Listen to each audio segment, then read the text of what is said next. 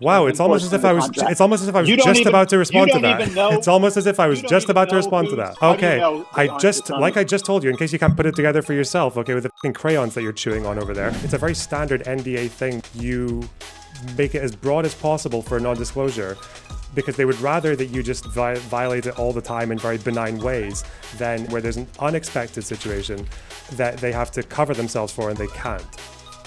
That's why what's interesting about Taylor's. That's why what's interesting about Taylor's article is that there's none of it. I think is built on testimony from people who actually worked with the organization and were treated in this draconian way.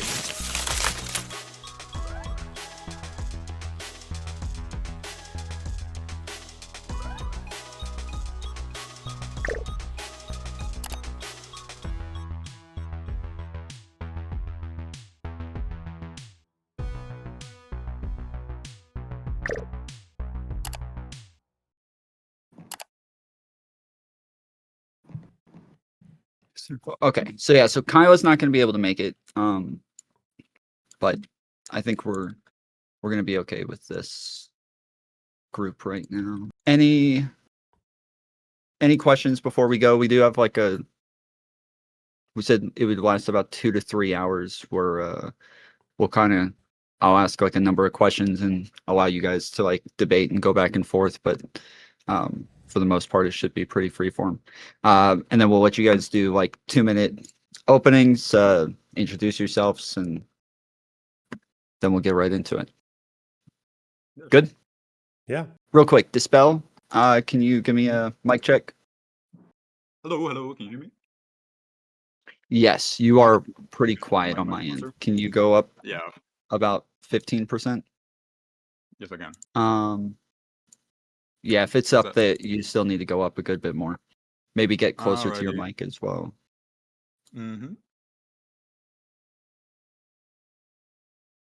I'll put volume. While he's fixing that, Lonerbox, can you give me 1 2 hello 3 4 5 6 7 8 8 good 7. Okay, and then Prime one more time.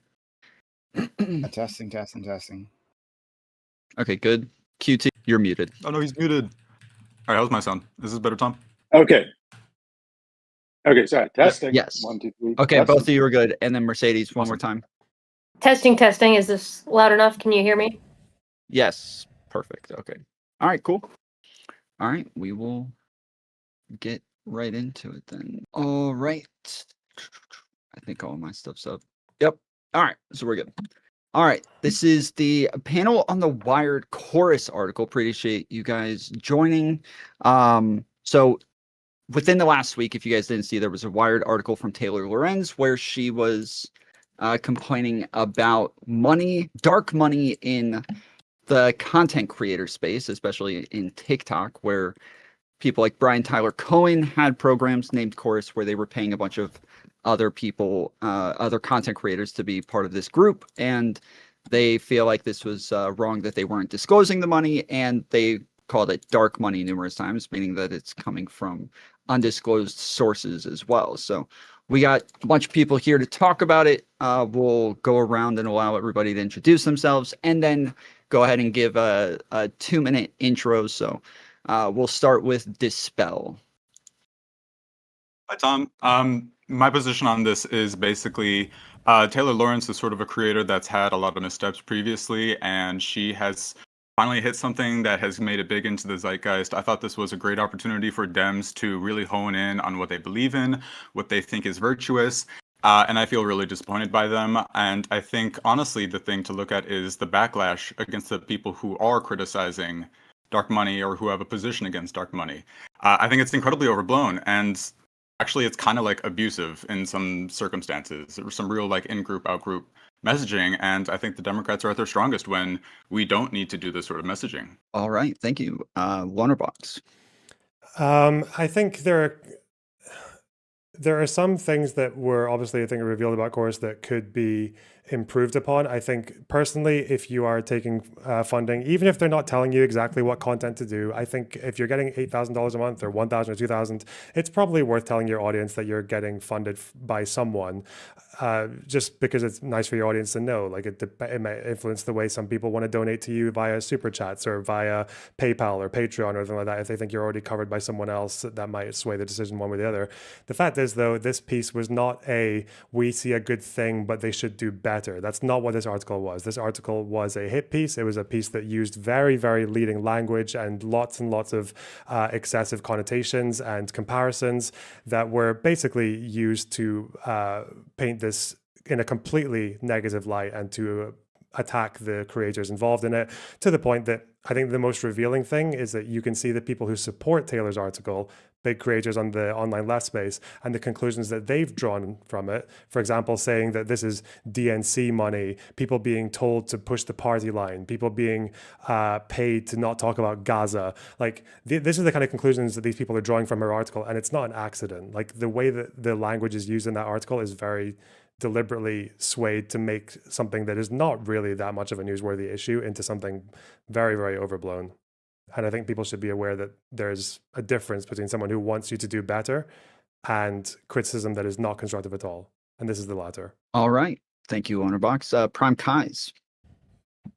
Hello. First of all, thank you to my friend Tom Fullray for inviting me, and thanks to everyone here from joining in.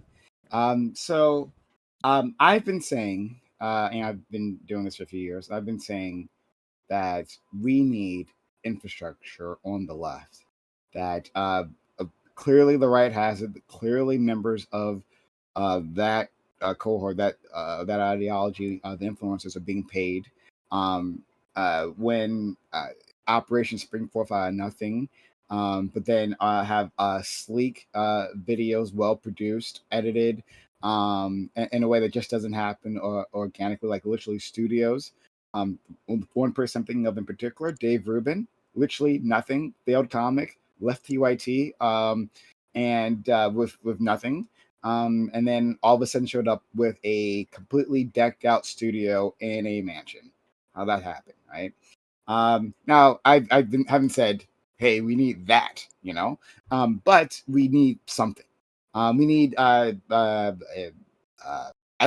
honestly a lot like this program, an incubator program, that can help individuals. So like the very idea, I'm actually pretty supportive of, right? I'm hedging my bets here. But in the end, the thought that they can't disclose their affiliation, that ruins pretty much the whole thing for me. That undermines the trust and authenticity of the creators. And I think their audiences have every right to rebel, to ask questions, and demand answers there. So I'll leave it there for now. All right, thank you. Quick thoughts. Yep. Hello. I post on TikTok under the username Quick Thoughts. My take is I think the facts of the Wired article are probably correct, and I have 5 reasons for thinking so. First, Wired is a reputable magazine. They have editors, they have lawyers. They aren't just going to post stuff making it up or without good evidence. Second, there are 90 plus Chorus creators, all of whom have their own copy of the contract, any of whom could disprove the Wired article by showing their contract, and none of whom have. Third, Chorus itself could disprove the Wired article if they wanted to by showing the contract. Fourth, Chorus or the creators could contact Wired and show them the real contract and say, look, you made a mistake, publish a correction or a retraction, or we're going to have to sue you.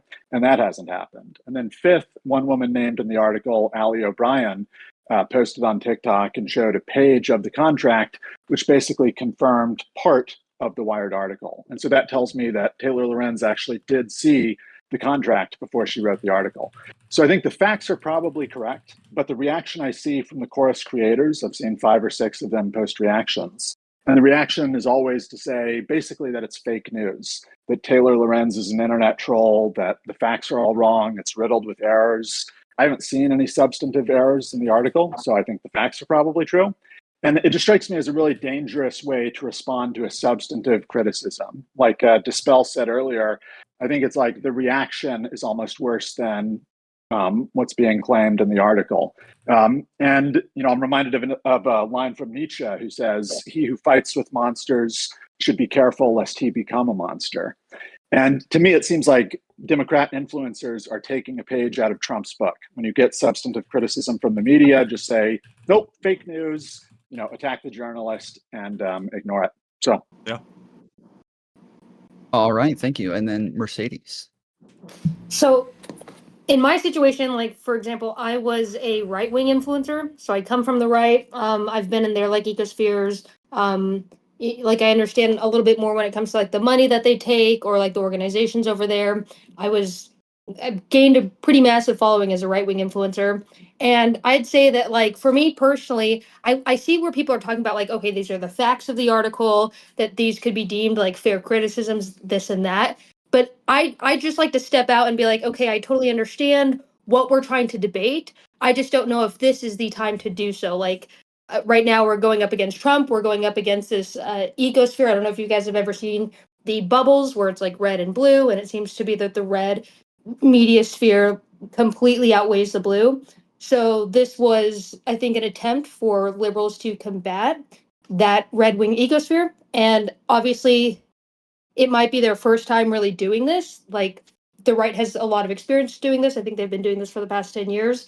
So I think there's going to be mistakes made. But I just think like the article was more in bad faith as a kind of like a witch hunt, if you will, at the wrong time in history. All right. Does anybody here think that they didn't need to disclose this information? Is there anybody, a show of hands, anybody who thinks the creators didn't need to say that they were part of Chorus or getting money from Chorus?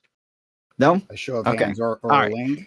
No wings? Okay. Yeah. Sure. Yeah, no, okay. Kind of. All right. I Kind of? Yeah.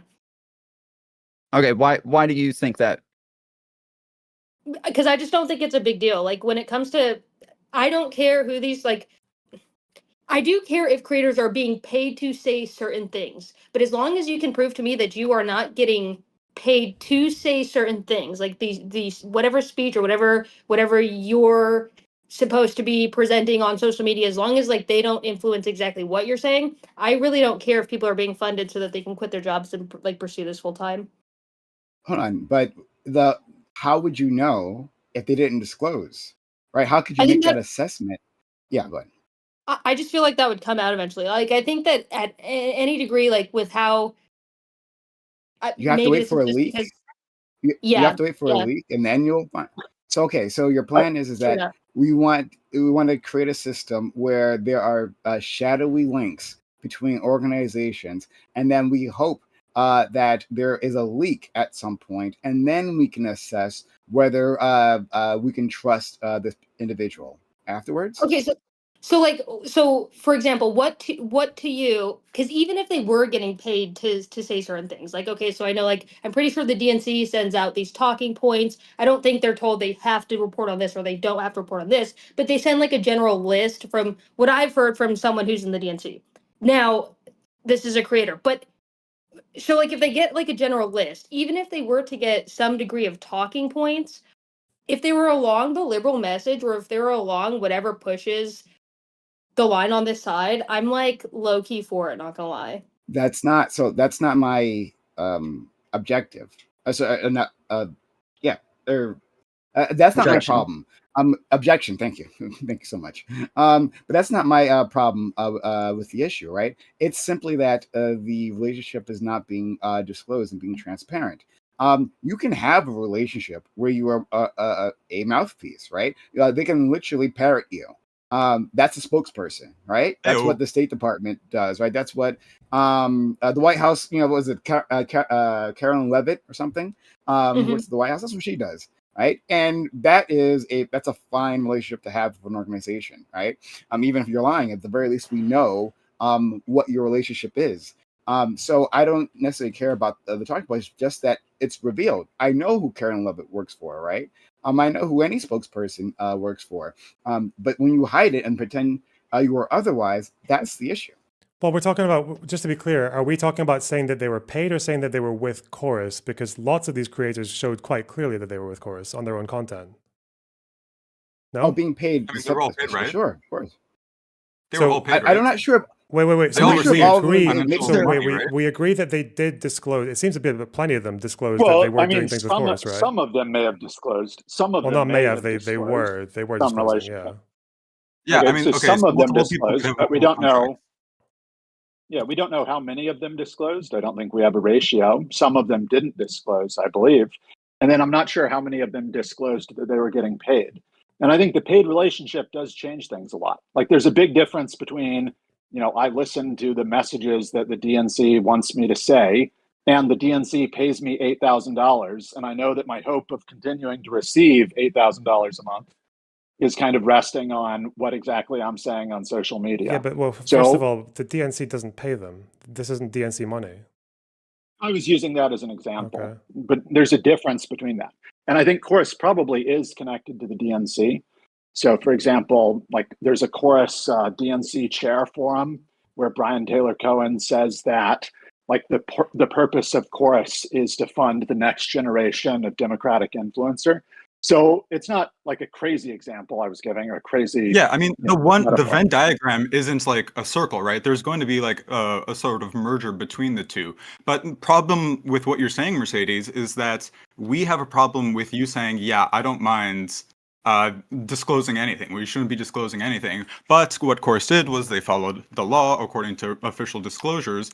But the problem is we want to see virtue in your decisions, and that virtue isn't that people need transparency and honesty from the Democratic Party. It's the virtue you're showing is we're just going to use the same systems that Donald Trump does because we're benefiting from it right now. And actually, content creators like you who are paid to be on public forums are getting the same sort of incentive, right? It's slightly different, but it's going to sway you.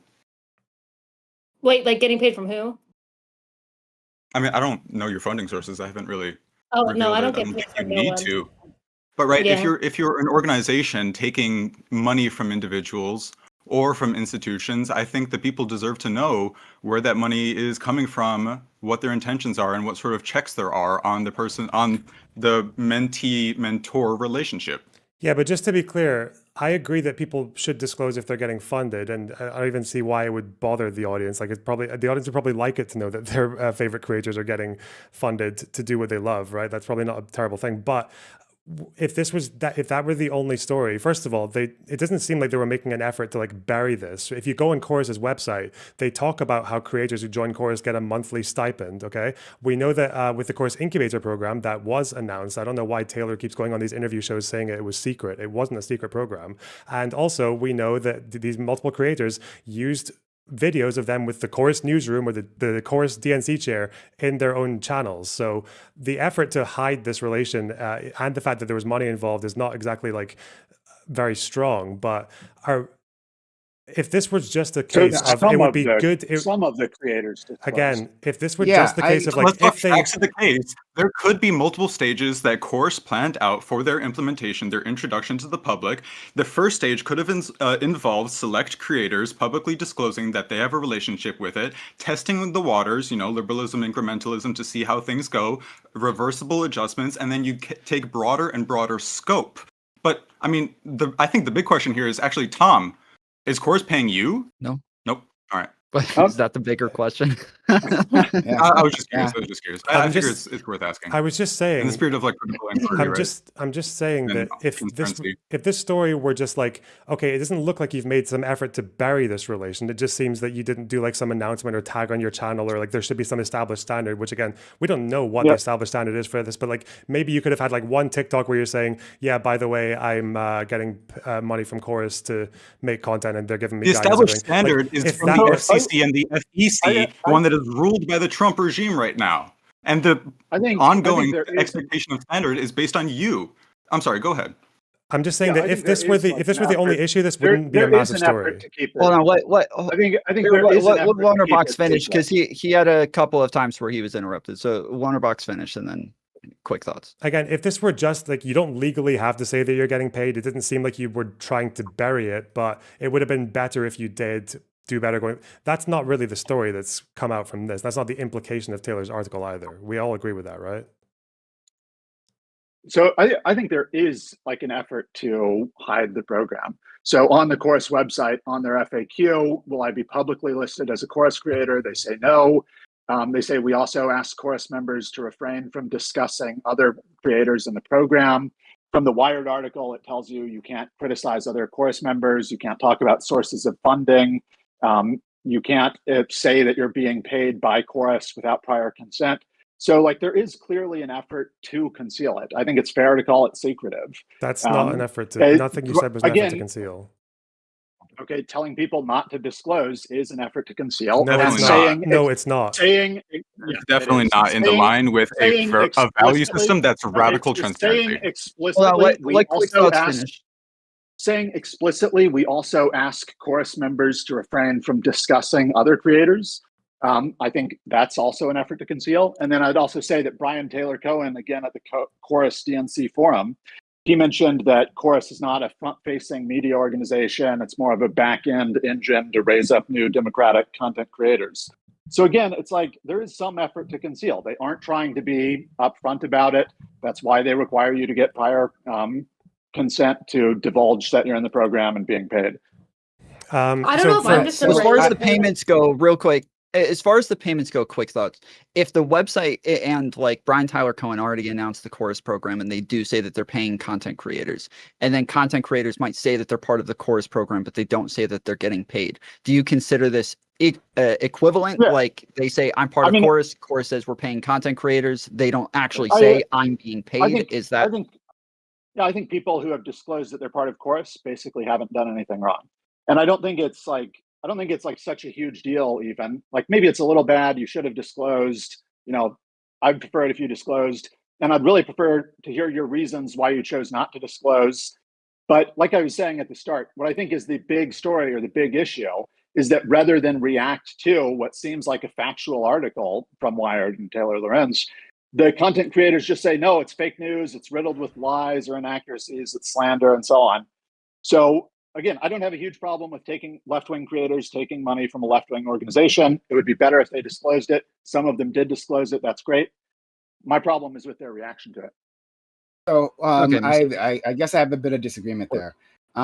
Then because it's not simply disclosing that, I've been working with Chorus. It's also should be like, hey, I'm being paid, right? Like, so I took I worked with the organization Progressive Victory like years ago, and I did 2 streams with them. One was like a fundraising thing, and the other one was like a messaging thing. I think it was a while ago. In any case, during those streams, I like put like their assets, like their signs, like all over, right? And then in the description, the title, but sponsored by Progressive Victory. There was no secret. That's what was going on, right? And what'd you say? Did you feel proud to hold those titles at the time, like to put the banners out, the advertising? Yeah, I'm ashamed. I'm not proud is the word, but like it wasn't nothing shameful about it. I liked the organization. I liked what they were trying to do. So yeah, not an issue. So anyway, I put all that up. And I think that. If you're being paid specifically, you need to be telling about that relationship because it's a different relationship than simply partnering with an organization to do something, right? We're going to fundraise for a good cause, but I have no financial relationship with whatever partner I'm working with, right? Like that's different from literally being paid by them. So that needs to be disclosed, right? And you can do it simply, like you could do it like a little just a thing at the top of your screen on the left, like powered by Chorus or something, and you can announce it to your audience and anyone ask afterwards, then you can just let them know rather than having to repeat it every time, right? We can put it in your description, right? The description of your videos. There's all kinds of ways you can do it. And I think maybe, I don't know if all of them, I don't know how many people did what and to what extent each creator did that. But for those who didn't, yes, I think you did something wrong. But Prime, you acknowledge as well that at least the relations that people had with PV were a bit different from Chorus, because with PV, they were licensing, at least for me, they were licensing my content. So like I would make content and they could use it on their channel and edit it. And then I was also involved in getting interviews with people organized through them, and not to mention the canvassing and getting the audience involved as well. So there's obviously a lot more reason for transparency there than for a program that helps you with personal development as a creator. No. Yes. No. Well, why no? Well, no. So no, because of the things I just said. That like when you're being paid by that organization, and again, I don't think it like I don't assume anything that's nefarious from them, right? Just saying, like again, like something quite small, powered by Chorus. And then maybe put in your description that this stream is paid for by Chorus or whatever, right? Whatever exactly the details of the relationship are, you could just disclose that, and that's enough. Right. Rather than I believe that's illegal. So I just illustrated why. What's illegal? What's illegal? Well, isn't because it's a 501c4 that they're not actually powered by, they're not sponsored by them at all. They are not sponsored. No, he's saying they need to have radical transparency both in PV, which is what he acquiesced to and was very. I understand, but the difference is they're not actually powered by. They're not allowed to use the money for their content. The money is not allowed to go towards their content. It is specific. It is not. It is not allowed to be. No, it is not. It is like they get like a Chorus credit card backed by Capital One. Like, hold on. It literally. It says in the article that if you create content for like with the money to do this, then you can't. There's restrictions applied to it. You could use the money to create content. Why wouldn't you be able to? What would be the Prime? point? Prime, you're a radical disclosure, and that's what I think the value that all three of us share right now. And Lonerbox is not a radical disclosure. He didn't disclose much at all. How much he was earning, what he was doing. I don't know. Excuse me, what? Like, see, I did disclose that I was paid by PV. What are you talking about? To come onto this show to defend dark money. Meanwhile, Prime is here, also having taken dark money, and is still against it. He's somebody that I trust to be in office to talk about Citizens United and the harm that it's caused on America. Wait, are you trolling? I did disclose I was paid by PV. What are you talking about? I'm sorry. This is. I don't think you understand here. This is my country. Prime actually shares values that I have. And I would prefer so you are him. Trolling. Yeah, you're trolling. I don't wait. So you said that I was against disclosure, and I didn't disclose. I did disclose that I work with PV, that I was being paid by them while I was being paid by them. No, the difference between you and Prime is that I'm not American? His virtues align with radical transparency. I'm just saying that them not disclosing what happened with an incubator program is not like a massive newsworthy ground-shaking story. It's not a big deal. Like, if you want to do that, I told you, I agree that they should have said that they were paid, but that's like, again, you would probably want to advocate for a change in the law then, so to make sure that people have to do that across the board. Because a lot of the people in Chorus might have been thinking, well, other people aren't obligated to do this. Like, why would I be? And again, given that they were not paying for them like directly to produce content with directions or to license their content. What's your disagreement with me specifically? Because if you're saying, hey, you should disclose, and I'm saying, hey, this should disclose, what exactly is your difference for me, Lonerbox? My disagreement with you seems to be that I don't think that's the only issue. It doesn't seem like you're just saying, oh, I think they should just disclose and they should do a bit better on that. That doesn't seem to be the issue that you have. I think yours goes further. No, that's the only issue I brought up. That's the only thing I've said up till now is that, hey, you should. Well, it's also the kind of abusive reaction from liberals to this towards leftists who are critical. And the great thing about the left is that we internally critique. We have rational capabilities to analyze two arguments against each other. And the problem is we're just seeing, people taking money from sources, they don't really know or can like sort of explain what's going on. There's all this money sloshing around, and we want the Democrats to be transparent about what's going on. I just remembered. This isn't even funded by the Democrats. There's people associated with the Democrats or aligned with liberal values.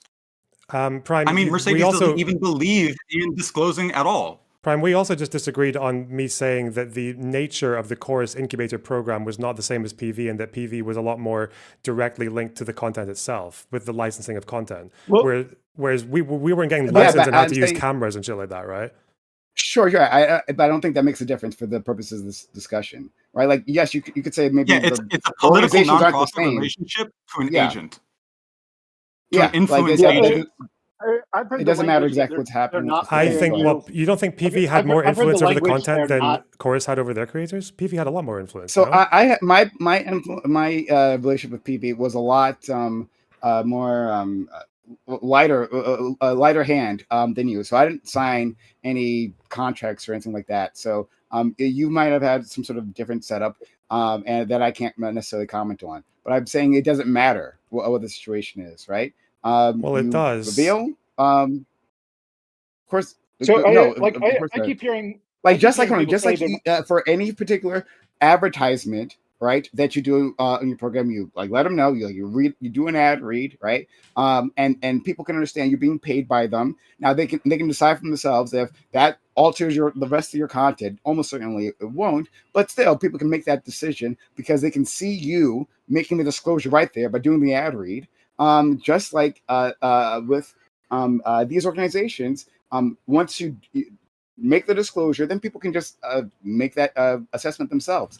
It's hiding. I don't know why. Again, it's not clear to me why there's any daylight between us. What difference does it make what the organization is? Exactly what is happening within our organization, as long as you're being paid by them in relation to like content creation, then you should be you should let the people know. Well, because of how they influence your content. Because with PV, things that I did with PV that you didn't have to do with Cores, it seems, was say doing drives in your viewer community to get them to go out and do canvassing and phone banking, or having the fact that there would be like a weekly news agenda where they would show you like a list of news stories, and then you would pick one, and then you take that news story and you do your coverage on it, and then you give them your content to use on their channel. It didn't seem like Chorus had that kind of direct connection why with that the would Incubator program. equal a different prescription for handling the situation. Because if instead Even of that, because again, if instead of that, I know you guys are just using transparency like it's a blanket statement. And again, obviously transparency with like a sponsored ad is not quite the same as transparency with PV, and not quite the same as with getting lessons in how to use cameras and lighting. Obviously, some of these influence your content and the direction of your content much more than other ones. They literally had daily check-ins. Like, they had like messaging meetings. Like what are we talking about here? So like, I reject your argument like full face, right? Like as it stands, I reject it. But within the article, it talks about them having daily check-in meetings, right? And then like direction meetings, like a separate direction meetings, like a whole level of infrastructure of when they're having this content and getting messaging, right? Now I don't know how deeply that messaging was. I'm not sure if they were getting talking points necessarily, right? But still, that was part of the strategy. So I don't know why you're pretending like this relationship was just like learning how to use a camera, right? It was clearly a lot more. The article clearly says that. But it seems to be the stuff that they did actually through Chorus was like they did it in places like the Chorus newsroom, where you can see Chorus logos everywhere.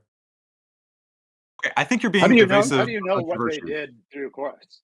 Like Prime was saying, they have daily messaging check-ins. They have twice monthly news events organized by Chorus. They're instructed to fully cooperate with any interviews with a lawmaker that they do through Chorus. Yeah. So like, why are you saying that the only influence they have is like, we're going to tell you how to get a camera or set up your microphone or something? Like clearly, Chorus is giving you, Chorus is $8,000 for a ring light tutorial.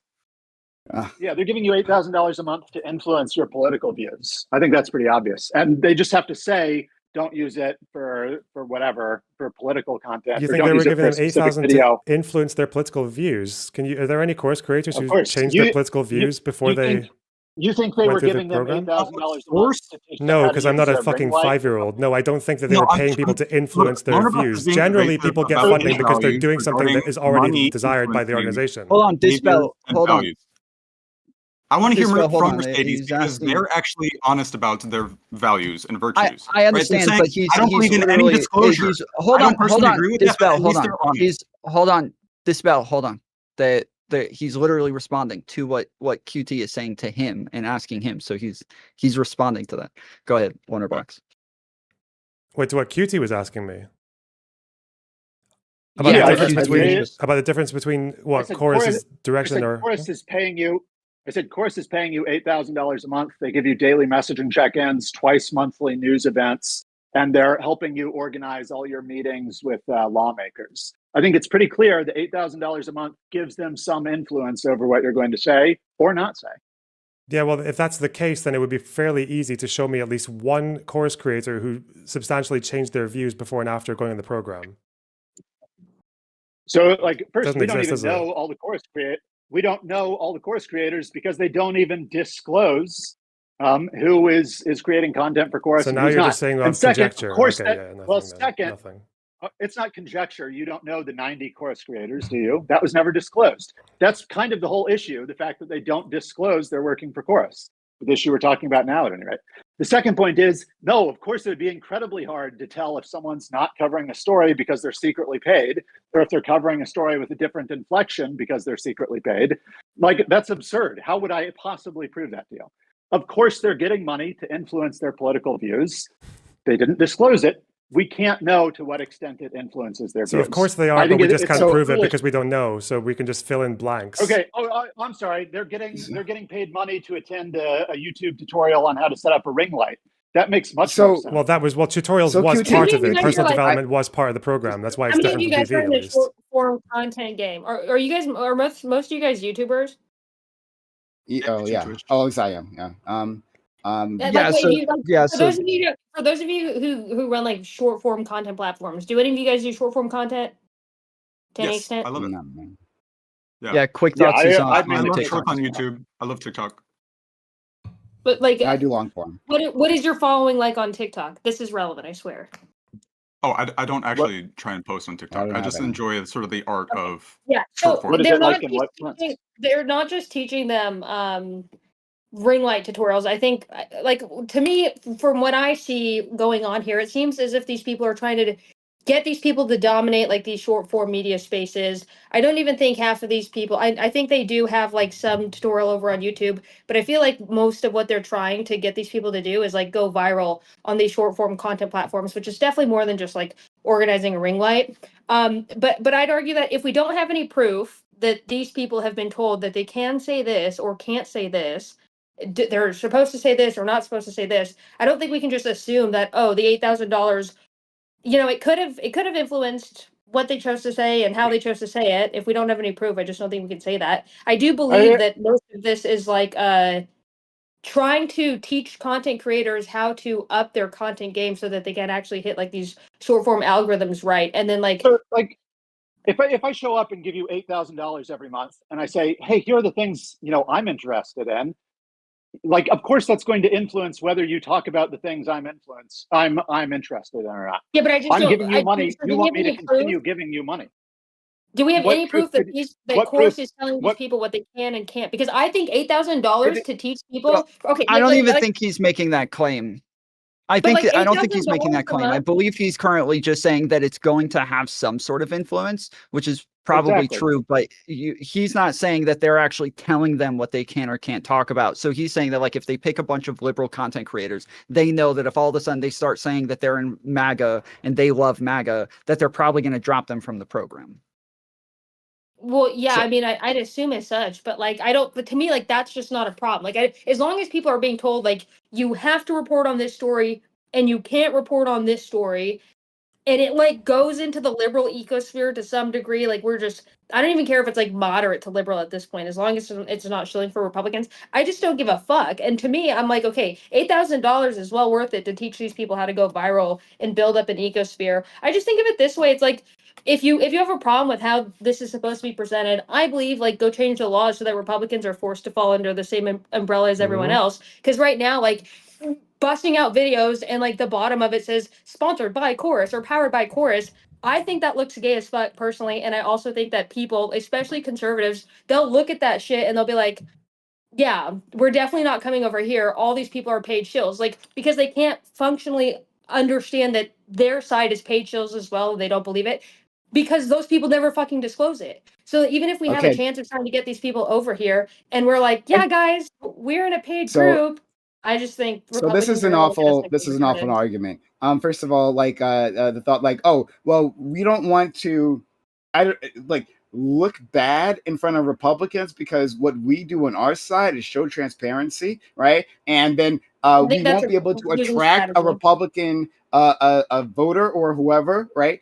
Because of a disclosure in the corner, right? Just like any other paid sponsorship. That's like nonsense. I'm just Why do you keep comparing it to paid sponsorships? Like it's not the same as a paid sponsorship. There are different legal categories for that. Yeah, so I disagree. Yeah, I disagree with call it a scholarship. I wanted to touch on what QT and Lonerbox was discussing before, right? So I half agree and half disagree with you both, right? So with QT, I agree that there's certainly some level of influence on the content with $8,000. Like, what is the influence? I think that's obvious. 1 second. I think that's absolutely the case. However, I also agree with a Lonerbox that, well, we don't know like to what extent that is, and we can't necessarily just like fill in the blank there. Like you can and to Lonerbox's point previously, you can as an organization look out into the ether and go and find people who already agree.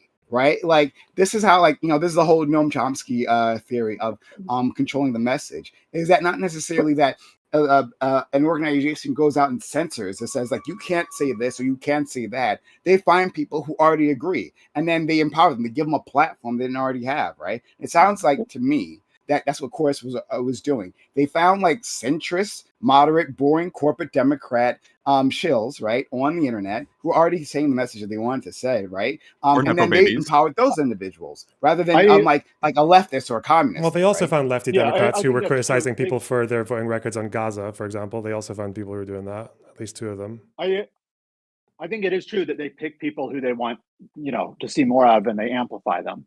And also that the money continuing to go to those people influences what they say.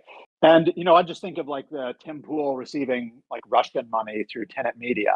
Like, can we prove that changed Tim Pool's mind on anything? I don't think you can prove that. Mercedes, I don't think, you can actually. I don't think you can prove that at Mercedes, all. I've got a thought experiment for you. So. If the incentive structure in Chorus I was just asked a question. Yeah, sorry, I was trying to give her a hypothetical. I was asked it's a pretty simple question.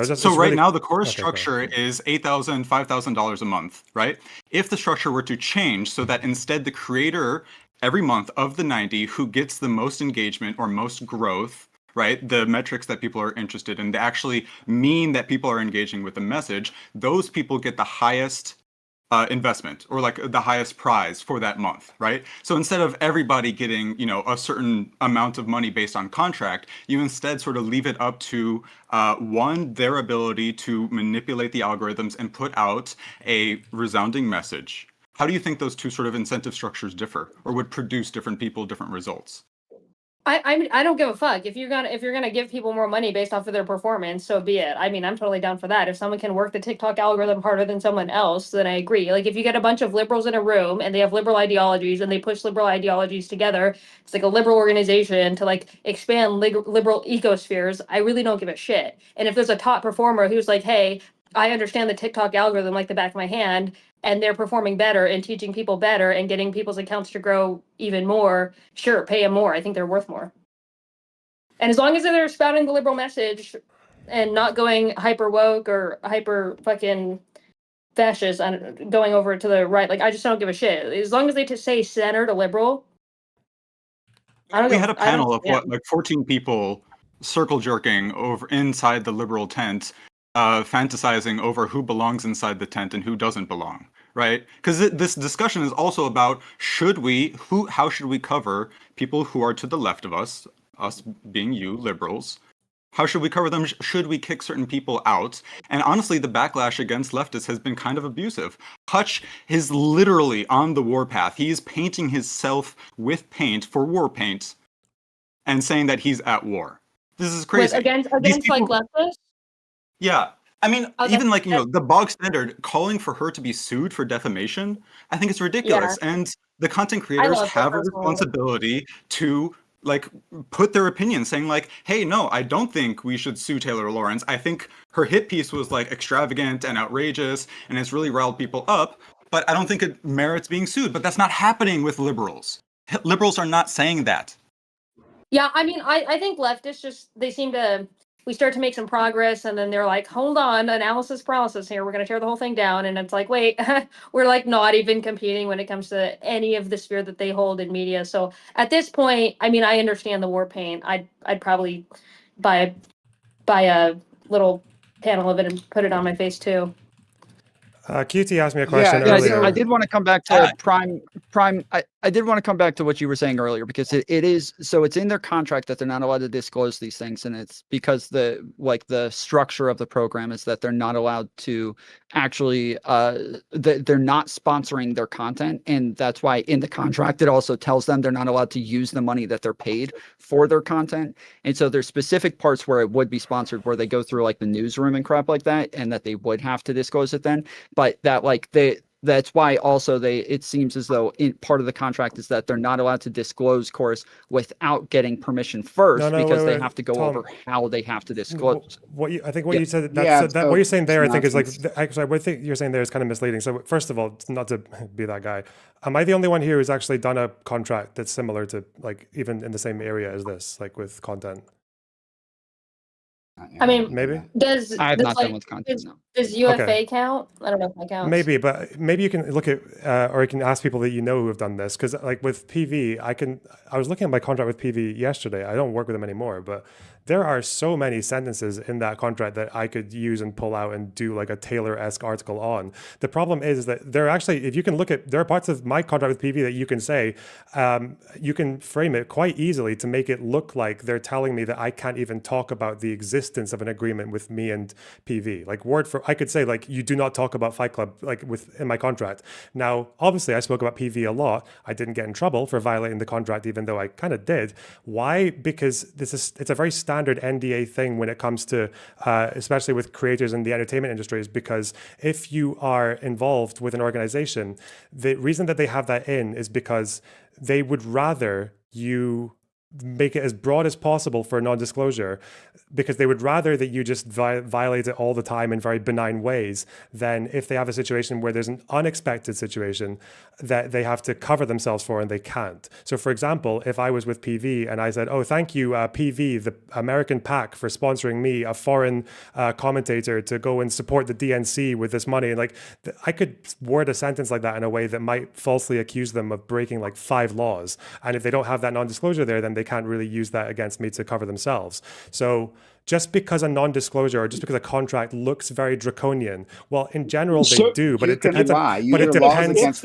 depends on how, but it depends on how they are enforced. So that's why what's interesting about Taylor's, article is that there's none of it, I think, is built on testimony from people who actually worked with the organization and were treated in this draconian way. Actually, the creator who showed a piece of her contract, which looks like it's quite strict, coordinated with Chorus and everything, but she was literally saying, I haven't told Chorus like 9 out of 10 times. That's probably true. It's because it's there to make sure that there aren't FEC violations with them dealing with politicians. It's just boilerplate. One, if the quotes from the contract or the references to the contract in the Wired article were non-representative, then anyone in Chorus or Chorus itself could reveal the full contract. You completely ignored what I just said. I'm getting to that with number 2. Number 2, you're saying, oh, they're going to selectively enforce the contract. Of course. Like, why would they punish Allie O'Brien for telling her friends that she's in Chorus? They don't want to do that. They want to use the provisions of the contract to force the behavior they want, to punish behavior that they don't want. Which is conjecture. So you're saying, look, you're saying, oh, they're putting them in there for no reason, I guess. We signed a contract because we don't care what it says. So you did ignore what I said. It's standard, it's bog standard, boilerplate NDA to cover yourselves from risks of like legal issues. It's not to do with them forcing them to do anything. You're saying it's standard to not disclose that you're getting paid? No, it's standard to have a standard. Oh my God. Dark money. It makes sense that you're here to continue defending it so you can get more in the future. But Mercedes, it's standard. I'm not going to respond to this fucking troll, Tom. Can I just respond to this claim, please? Can you make sure you keep like accusing him of like taking dark money? But if that's the problem. You disclose to these people, but then they say, "Oh, who funds your funder? Who funds your funder?" Okay, they did that one forever, dark money as well. And he's here on this panel in favor of radical transparency. Lonerbox is ambiguous about his virtues, and Mercedes is honest and open about their virtues. And I suspect it's because they're an honest-to-God American. Yeah, and you're ugly. Sorry, Yeah, so I mean, back to I'm QT's claim. ex-conservative, so What's in the... we come from like, Okay. you know, we come from the place of play dirty as fuck. When I came over here on the left and I saw the shit that you guys get hung up on, and I'm like, oh, that's why we lose. That's why we don't dominate the space. Because I just like watch these conversations that the left be having, and I'm like, it's like you guys sit there on the bleachers talking about the football game while the Republicans are actually like playing the football game, and they're touchdown, touchdown, touchdown, and I'm just like, oh. I don't know if it's because it's like this side is just like hyper intellectual and they just analyze everything, where the right is just a bunch of like grunty ass motherfuckers who just do without thinking. I don't know like what's going. That's like a different analysis, but at the end of the day, I just think that I'm honest about it because I don't want to be in a position in which like we saw a decline in the right and then we saw a revamp of them. We saw them be revived, and I think we can attribute that to their ability to just dominate these spaces and take on the younger crowd. And then we're over here like diddling in the corner, like, oh, we don't know what to do. This dark money shit. And then, you know, Taylor Lorenz comes out and people are like mass and following some of these creators and they're like, oh my God, you're evil. And like Donald Trump's like doing the shit he does. And I'm just like, let's play the game and stop talking about it. But that's just I completely agree with you. I think the time for the Democrats to be they go low, we go high is over. But I don't think this is the time for the liberal establishment to look at the left and say, okay, we go low and you go high, right? The purity checking, I think, is coming mostly from the liberal side, who are chagrining on people like Pisco, who are platforming leftists and stuff like that. And I suspect Tom might get a little bit of shit for platforming us three as well. Yeah, I mean, I think like leftists are fun to like hang out with in the gay bars and shit like that. But when it comes to like leading movements, and I don't know what's going on there. I just feel like it's always destructionary. Like we saw like what happened with the UFA tour, where I told Z before it even happened, I was like, hey, I am not joining because you got a bunch of leftists on there and they are going to implode this, and then it imploded, and I was like, told you. And now we've rebuilt it with not conservatives, with the what is it called? Liberals. I get confused because there's so many. There's like communists, socialists. I don't know who the fuck is over here, but we're just a bunch of liberals who are normal people who can say things without, you know, I don't know, without getting tripped people up. Jumping down your throat. Yeah, you can say, hey, you don't know how to organize without being accused of a goddamn microaggression and then being eaten alive. Like that's my problem with leftists or people on the left is she was one of the first people to organize something that would hit the ground game and combat Charlie Kirk, boots on the ground style. And even they that was not good enough for them, and they decided to implode the tour. So I got a sour taste in my mouth when it comes to people who identify as leftists because they just think that they're counterproductive to anything and they just want to burn down everything around them. Well, I want to stick to the contract. Lonerbox, you were talking about the difference between what it was that I was saying earlier and what you were saying is your experience with the contracts. Yeah, it's not just exactly my experience. It's there? like it's bog standard boilerplate contracts that can be worded to look very draconian, but are never practiced in that way. And obviously, that's why QT, when you asked, well, that's what I was saying. Yes. Yeah. So when QT asked, why don't they just? So when I need to respond to the last thing you said first. I need to respond to the last thing you said. You interrupted me while I was talking. Prove it. And then you kept talking. They aren't. What's your evidence that they aren't? Wow, it's almost as if I was just about to respond to that. It's almost as if I was just about to respond to that. Okay, go ahead. Okay, I just told you, in case you can't put it together for yourself, okay, with the fucking crayons that you're chewing on over there. I already said you can grab. I already said the problem is that you can grab any part of one of those contracts, even with my PV one. You can easily take a paragraph from my contract to make it seem like I was never allowed to say a single word about PV. That's why. How do I know they're not doing that? How do you know this thing that hasn't been shown to be happening isn't happening, is not an argument? What the fuck are you? That's total conjecture. My point is. How do you know they're not funded by Russia? How do I know you're not funded by Russia? Good point. You don't know. Maybe I should have to disclose. It would be better if I did disclose who I'm funded by. What, every penny? Yeah? Right, but go find all your super chatters and all your PayPals. Assume that that's not happening. He's saying assume it's not happening until there's evidence of it, here's a really simple question. With that, right, here's QT? A really simple question to close this one, okay? We saw Taylor's article. It was full of testimony from people who looked at the contract but chose not to sign. Is there anyone who worked with Chorus and had that contract used against them in a predatory way who spoke in Taylor's article or has spoken up at all? We don't know. No, they haven't. No, they haven't. It doesn't have to be predatory. They willingly accepted it. It doesn't have to be predatory. It's about incentive structure. But Lonerbox, if you're looking through your That doesn't answer my PV question. contract You're just and going you to yap see a whole bunch things of that fucking nonsense align, now. Okay. one of the big things that us leftists are upset about is the liberal chagrin and snottery. Like, yeah. That You're is going to tell being us about directed snottery, are towards you? leftists, abusive. But what I'm suggesting you do is, instead of railing against leftists, calling to war, calling to sue them, why don't you actually do a parody of her article with your PV contract? Show us how silly it is. Put in the creative work. Make something fun. Okay. Yeah, do you want to pay But me also for that? political. Maybe if you pay me, I'll disclose it. Well, I do. I want to move on to parts of the contract. So there were like questions about whether or not they were trying to stop people from criticizing Gaza, whether or not they wanted to incentivize people against criticizing the DNC and establishment Democrats. There's parts on like some of them were talking about earlier is some of the meetings. Some people believe that they might be having meetings to tell them what to say and things like that. There was a conversation between Destiny and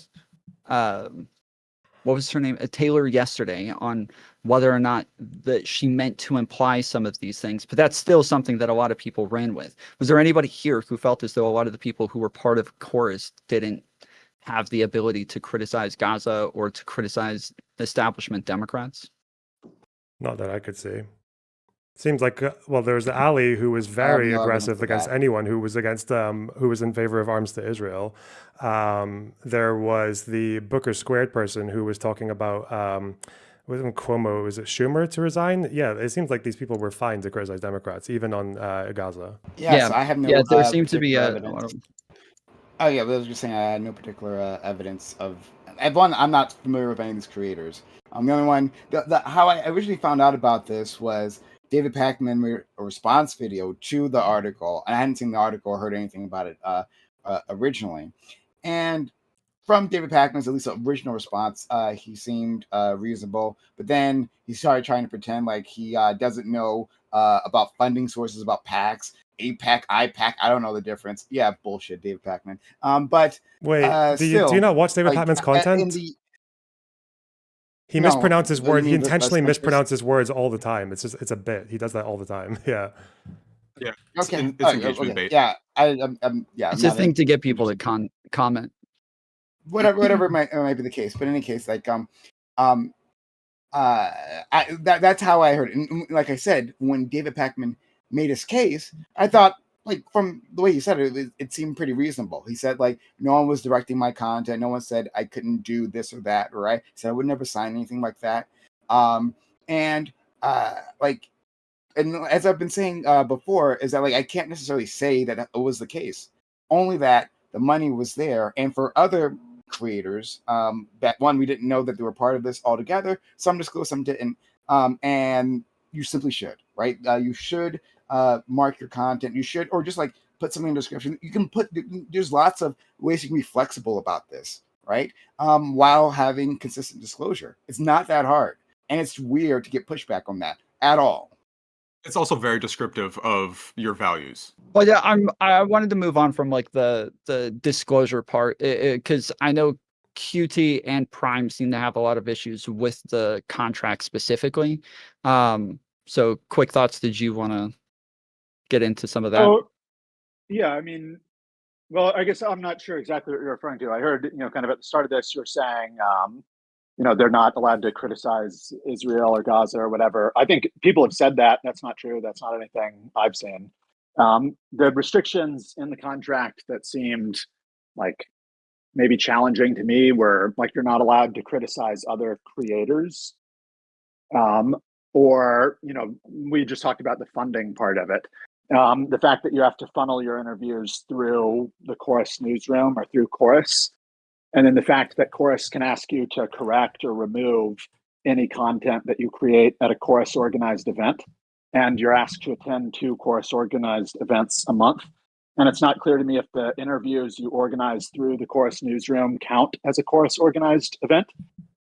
So, I think potentially the contract provisions do give Chorus influence over the creators. And I just want to finally say, like, I completely agree with Well, maybe that goes back to the funding thing. I completely agree with what Prime was saying, a second ago, but not to take us back there. I mean, do you have an issue with them having some control over them? Do you think that that's predatory if they're paying them sometimes $8,000?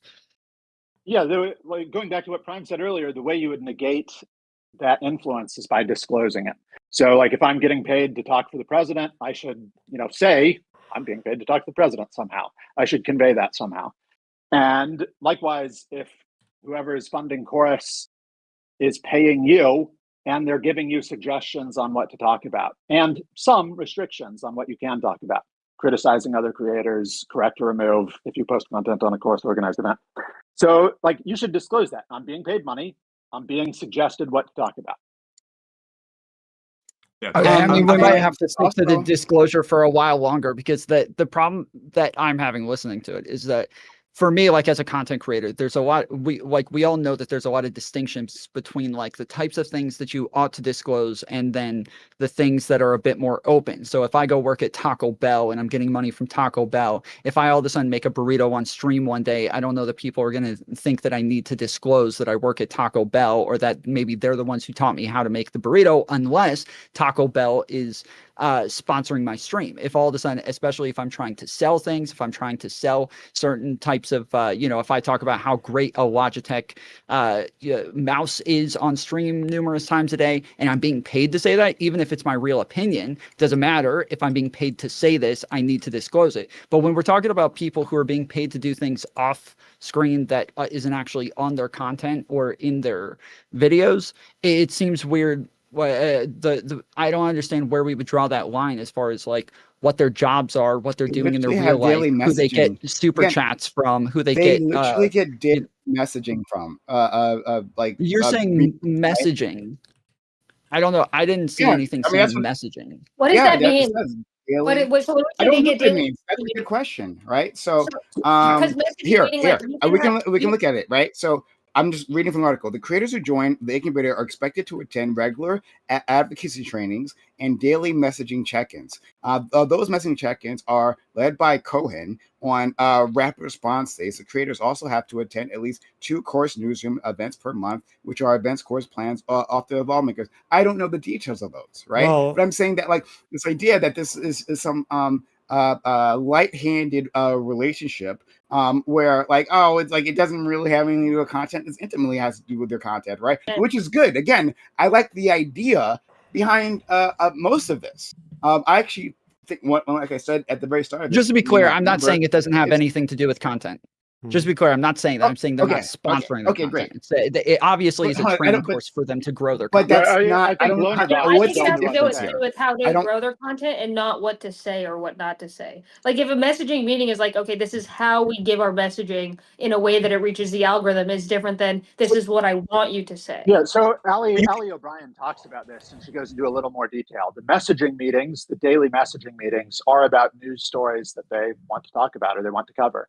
And then in addition to that, there are trainings that are on their schedule. So the trainings are where you get stuff like, this is how you use Substack, this is how you create a YouTube account and whatever. And then the daily messaging is, here's what's in the news today that you could be talking about.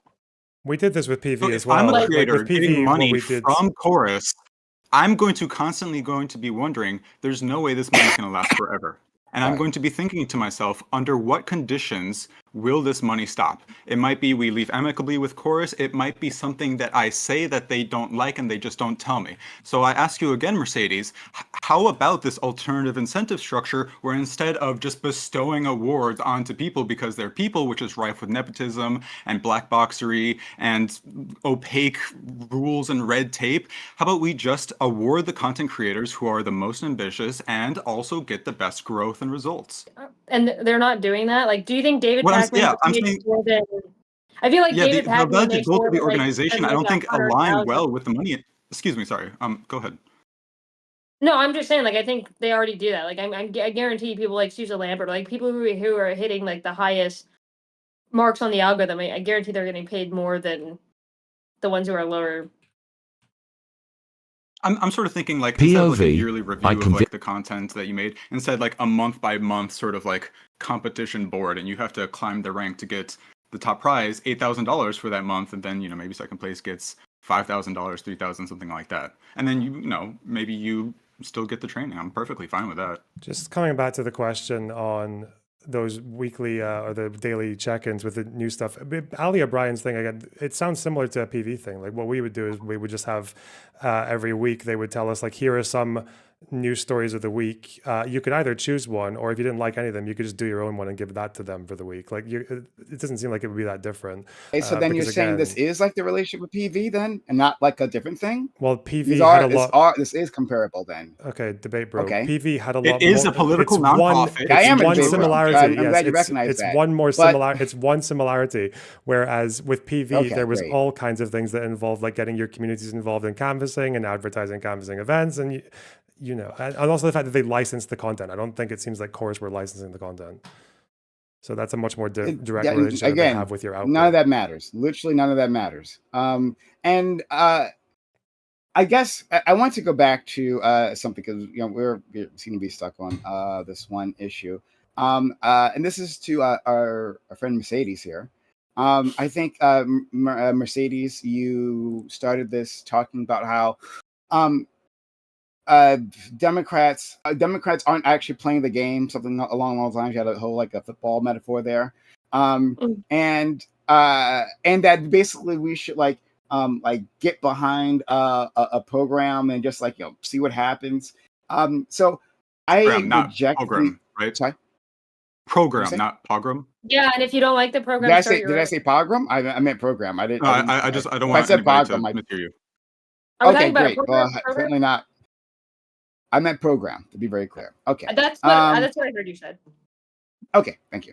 In any case, so I reject the idea that like we can't have these discussions in real time. I reject the idea that we can, like, for instance, accept the terms of these contracts made by well-moneyed individuals and say, well, you know what, now is not the time because Trump's in office and there's an emergency, right? We just got to get behind leadership. No, I'm not for that. I think that we can actually hash out our differences. Now, I think it's important to. I think that's why we are better than Republicans, conservatives, because them with respecting their hierarchies and them with their lack of ethics and their commentating relationships, right? They have a whole very secretive structure that's providing, like by dark money, that's providing the money, and no, we still have not really been able to examine that. Right? We are better than them, and I think that's our strength. Right? I think that gives people trust in us, right? By revealing these things. So yeah, I just had to push back on that. That's somehow a weakness. I think it's messy in the moment. It's always messy on the left, always. But in the end, I think we turn out better. Yeah, I mean, I think two things can be true at once. I think that, like, ethically, that is our strength, but I think strategically it hinders us all day long. So, like, yeah, sure, transparency is a beautiful thing. Is that a winning strategy when the laws don't force it in the first place, and they have taken every loophole available to them to win and like wipe us clean? Also, that sucks. And, you know what I mean? So hold on. But what's being asked? It's, at least for me, I guess I can't speak for Dispel and QT, right? It's very little. Just say what, like, do the organization, right? For me, right? Again, I'm fine with the organization as it stands. I keep saying I want more infrastructure for the left, and I think a lot of what this stands for is great. So yeah, it's the overarching idea. It's the overarching idea that we're okay with this point here, and then we're not okay with this point here. So, like, for example, with the UFA, we say yes, we want an organization, but you aggressive against a Black woman. Yes, we want organization, but you guys are teaching each other how to make content, and I just have an inkling. Like, I don't have proof, but I have an inkling that it might be influencing your content. Like, at what point is it always going to be something? And that's my issue. Is it gets to a point where it's always something, and we're like, well, it is okay to be upset about this thing and this thing until it's a snowball of things that have completely stunted the movement. Commentary, like, as we stand, like, this industry is brand new, like brand new in history, right? Like this Twitch, YouTube, TikTok, like conglomerate thing that we're creating has never been created before. This is not like journalism, which has like 100 years of content behind it, right? Of experiences, of news and practice and ethics, right? This is the time we have to figure that out right now, right? It might be the case that what it looks like for commentators is different from journalists, right? Maybe we decide that like the disclosure doesn't have to be as transparent or as vigorous, right? There's all kinds of ways it might end up, but now is the time to figure that out because we don't know. Yeah, I mean, I One think other thing I wanted to they add. use the lack of transparency to their advantage. It's like when we talk about like journalism, their journalism and their creators are so in sync. Their whole ecosphere is so in sync that they all know what each other's doing at all times. They all know what they should report on, what they shouldn't report on. It's so tight knit that even Fox News didn't even say anything about the Epstein, meeting outside the White House yesterday. And I think like on the left, we're always over analyzing and picking every single thing apart and trying to separate everything and not becoming one unified force against Republicans. That it's just like hindering us. One thing I think you're assuming may not be true is that like the dark money, billionaire or whatever funding Chorus through the 1630 fund, you assume he's on your side. And it's not just left versus right, but there are all sorts of super rich people who have their own interests and maybe funding content creators for purposes that, are not aligned with you. So you can't just assume that because it's a left-wing thing, it's on your side, or like that everyone. Are you saying that the 1630 fund like also funds some Republicans? I don't know if they do or not. If they did, I don't give a fuck. Like as long as if a portion of their money happens to the right, and then what I'm saying is the person. I don't know all of the 1630 funders. One of them I think is Omidyar, an eBay billionaire, and if he has some goal that doesn't align with you, and he is funding content creators to pursue that goal, it's not the case that you and Omidyar or you and insert billionaire here are necessarily on the same side. And so, like, it goes back to what I was saying earlier. I'll take that money and go work on my own side. Like, that's what, like, I don't, like, okay, for example, if someone offered me $1 million to fund me and my whole entire goal was to, like, build a ecosphere against the right, okay, and then on the same day they went and funded something that I don't stand against, I'd still take that money and be like, okay, thanks, bye. I'm going to build something that hopefully shuts down the other side of what you're funding. You might, and that's, good for you, but other people might take the money and continue to work in the interest of the secret billionaire paying them. And that might not be in the interest of the public. And like, going back to disclosing, when you're not disclosing what you're secretly doing, that gets to be a problem. Money is going to influence what you talk about. If you're getting paid $8,000 a month as like a relatively small content creator or something, that's going to influence you a lot.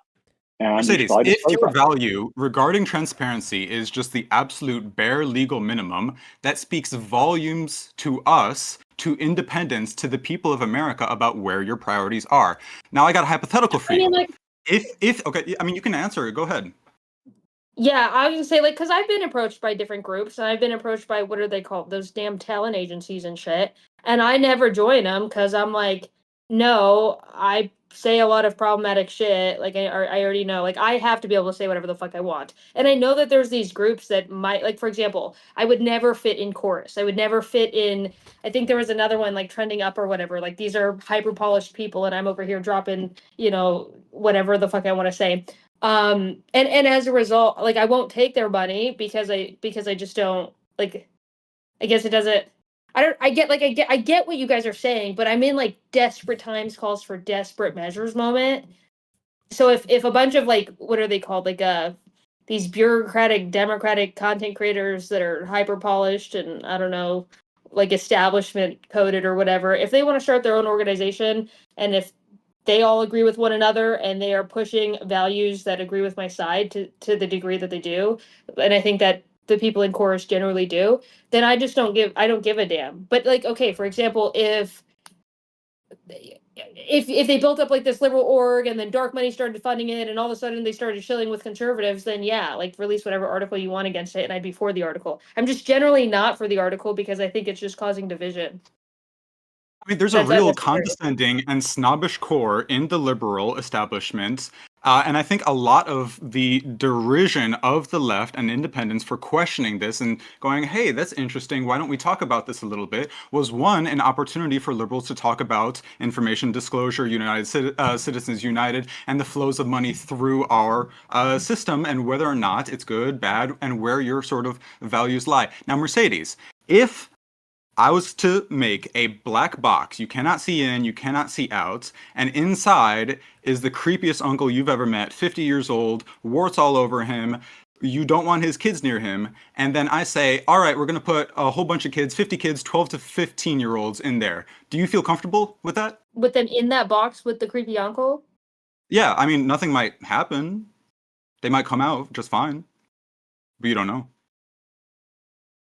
I mean, obviously, I'm not going to be fine with kids around creepy uncles, but I'm just not seeing how that relates to taking money and then like spreading liberal ideology. Because you might not necessarily have evidence of wrongdoing against quote unquote victims, right? I mean, you just gave me some evidence. You said he's creepy, and he's like, I take that creep and I'd be like, okay, that's probably some evidence that he's got nefarious intentions. I mean, that sort of aligns with when I was asking you. Yeah, like about I know what's in the box. Between... You know what I mean? Like you're telling me what is in the box, so I'm not.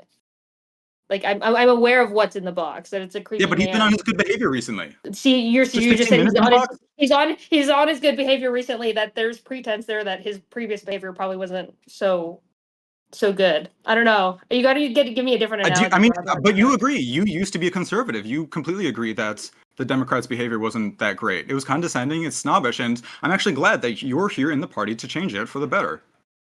But you just need to defend your ideas. I don't think Democrats are mean enough. Like, I think I guess that's a loaded question for me, but I think that Democrats, I just don't think they're playing dirty enough. Like, I think they sit there and watch conservatives like stomp all over them all day long in every way, when it comes like legislatively, when it comes to how they react to the things that Donald Trump does.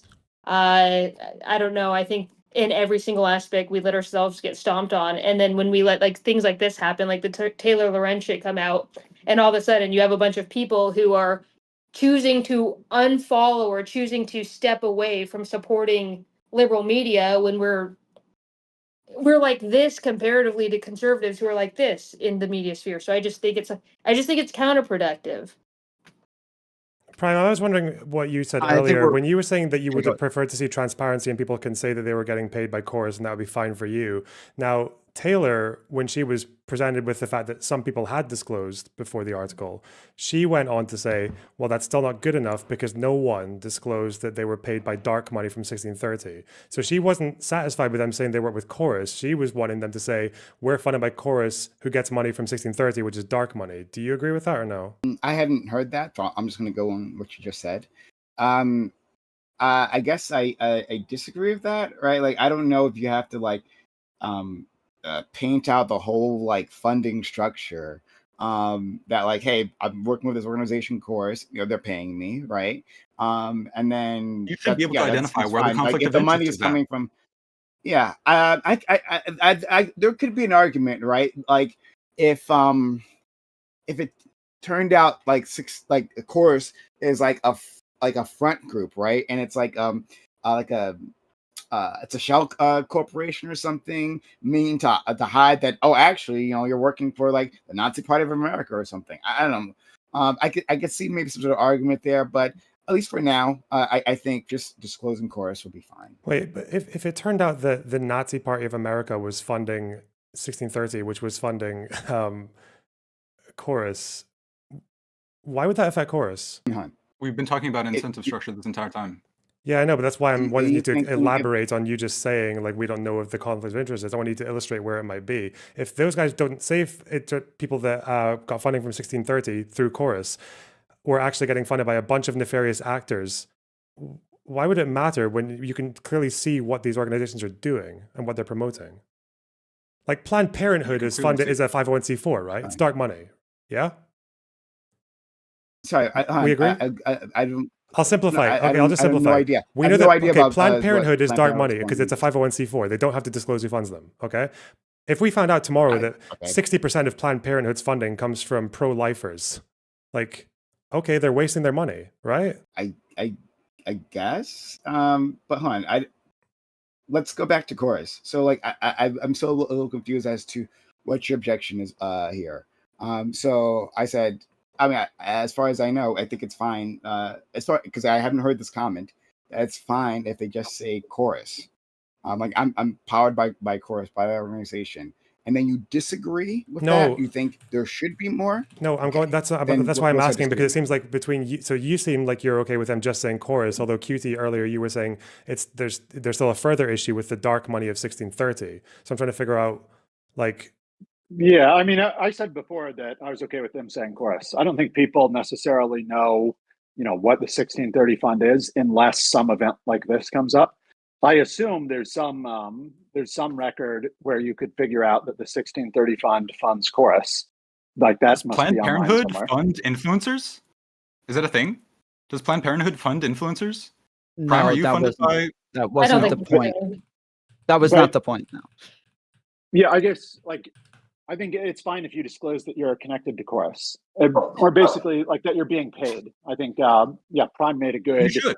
Like it's not just enough to say I'm connected to chorus, but you have to signal that you're actually being paid, I think.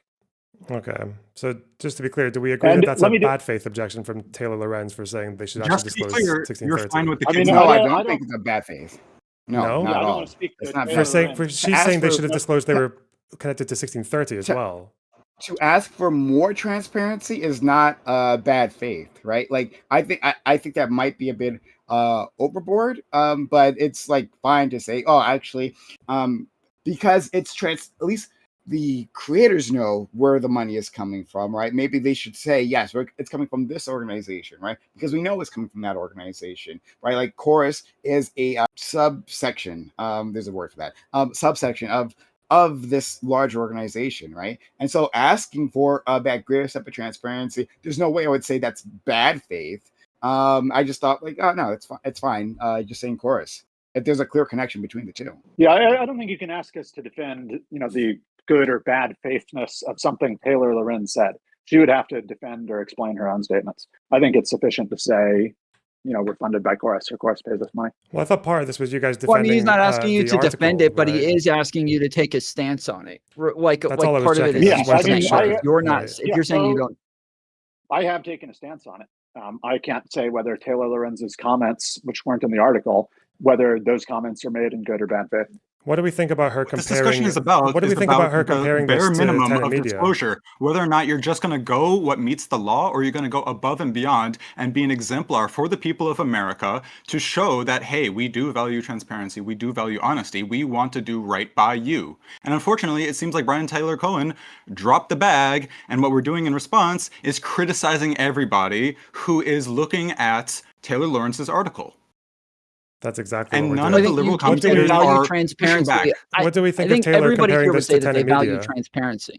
What do we think about Taylor Lorenz comparing Chorus to Tenet Media in her article and in her video? Crazy. Yeah, I think Tenet Media is like a way more extreme form of this kind of thing. So like if Tenet Media is a 10, maybe this is a 1. It's Tenet Media is much worse. It's foreign money. It doesn't matter what it is. No, it doesn't matter if it's foreign influence not, operation right? on American politics. Well, that's the point I'm trying to get at. The point I'm trying to get at is that this is a story. I agree. I think it matters a ton. That's the point I'm trying to get at. The point I'm trying to get at is that compared to Tenet being a 10, this is like probably less than like 0.1 or something, or compared to Tenet Media. It doesn't matter what it is. You can make that assessment afterwards. Well, it does matter because we're talking about... The difference is that long... Mercedes is actually helping us pay for the B2 fleet. You think those things pay for themselves?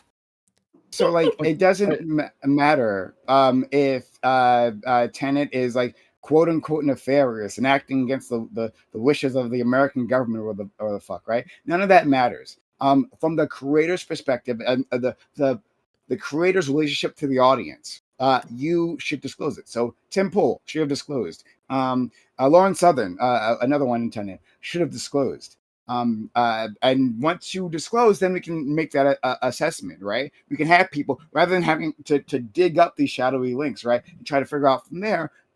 People can just like make an assessment. Oh, what is this Tenet thing, right? Let me go look it up, right? Let me dig into this. Does this make sense for me? Then we can have a discussion about that. All that happens first with disclosure. Yeah, that's such a good point. So if we've moved on from people defending the article, because it seems that if that's all your position is that they should have disclosed working with You're the Chorus only and one getting money from attacking the Chorus. article. We're all ambivalent to it. No. We all see what it Well, is no, for what it the is. topic was pretty clear that it was on the you, Wired. man. You just kept on talking about people attacking Taylor Lorenz for the article. You kept on talking about liberals attacking Taylor Lorenz for the article, but now you're indifferent to it? What are you talking about? Yes, the article is going way beyond. It's going way beyond just saying, yeah, we like this that's happening, but they should just do better and disclose big fucking deal. That's like a 2-second story argument done. That's not what's being claimed though. And that's why it's not a surprise that the people who have been taking this article, the people on the left who you think are being unfairly attacked, are people who took this article and took all the connotations and did exactly what Taylor was trying to do and did all the inferring and saying that it was DNC telling them what to say, telling them to toe the line, making sure they don't say things about Gaza, comparing it to tenant media. Like, they're all reading it in the way that it's fairly intended. It's intended to be a hit piece that goes way beyond just saying audiences not have it would be better if you disclose. Do their audiences not have critical capacity of their own? Because Prime and I agree, disclosure means that you believe people have the ability to search up information for themselves and discern their own opinions, rather than just what is getting delivered to them. Because I don't think every single MAGA person believes everything Donald Trump says. I think they full abashedly say, hey, this guy's kind of full of it, but he's my president.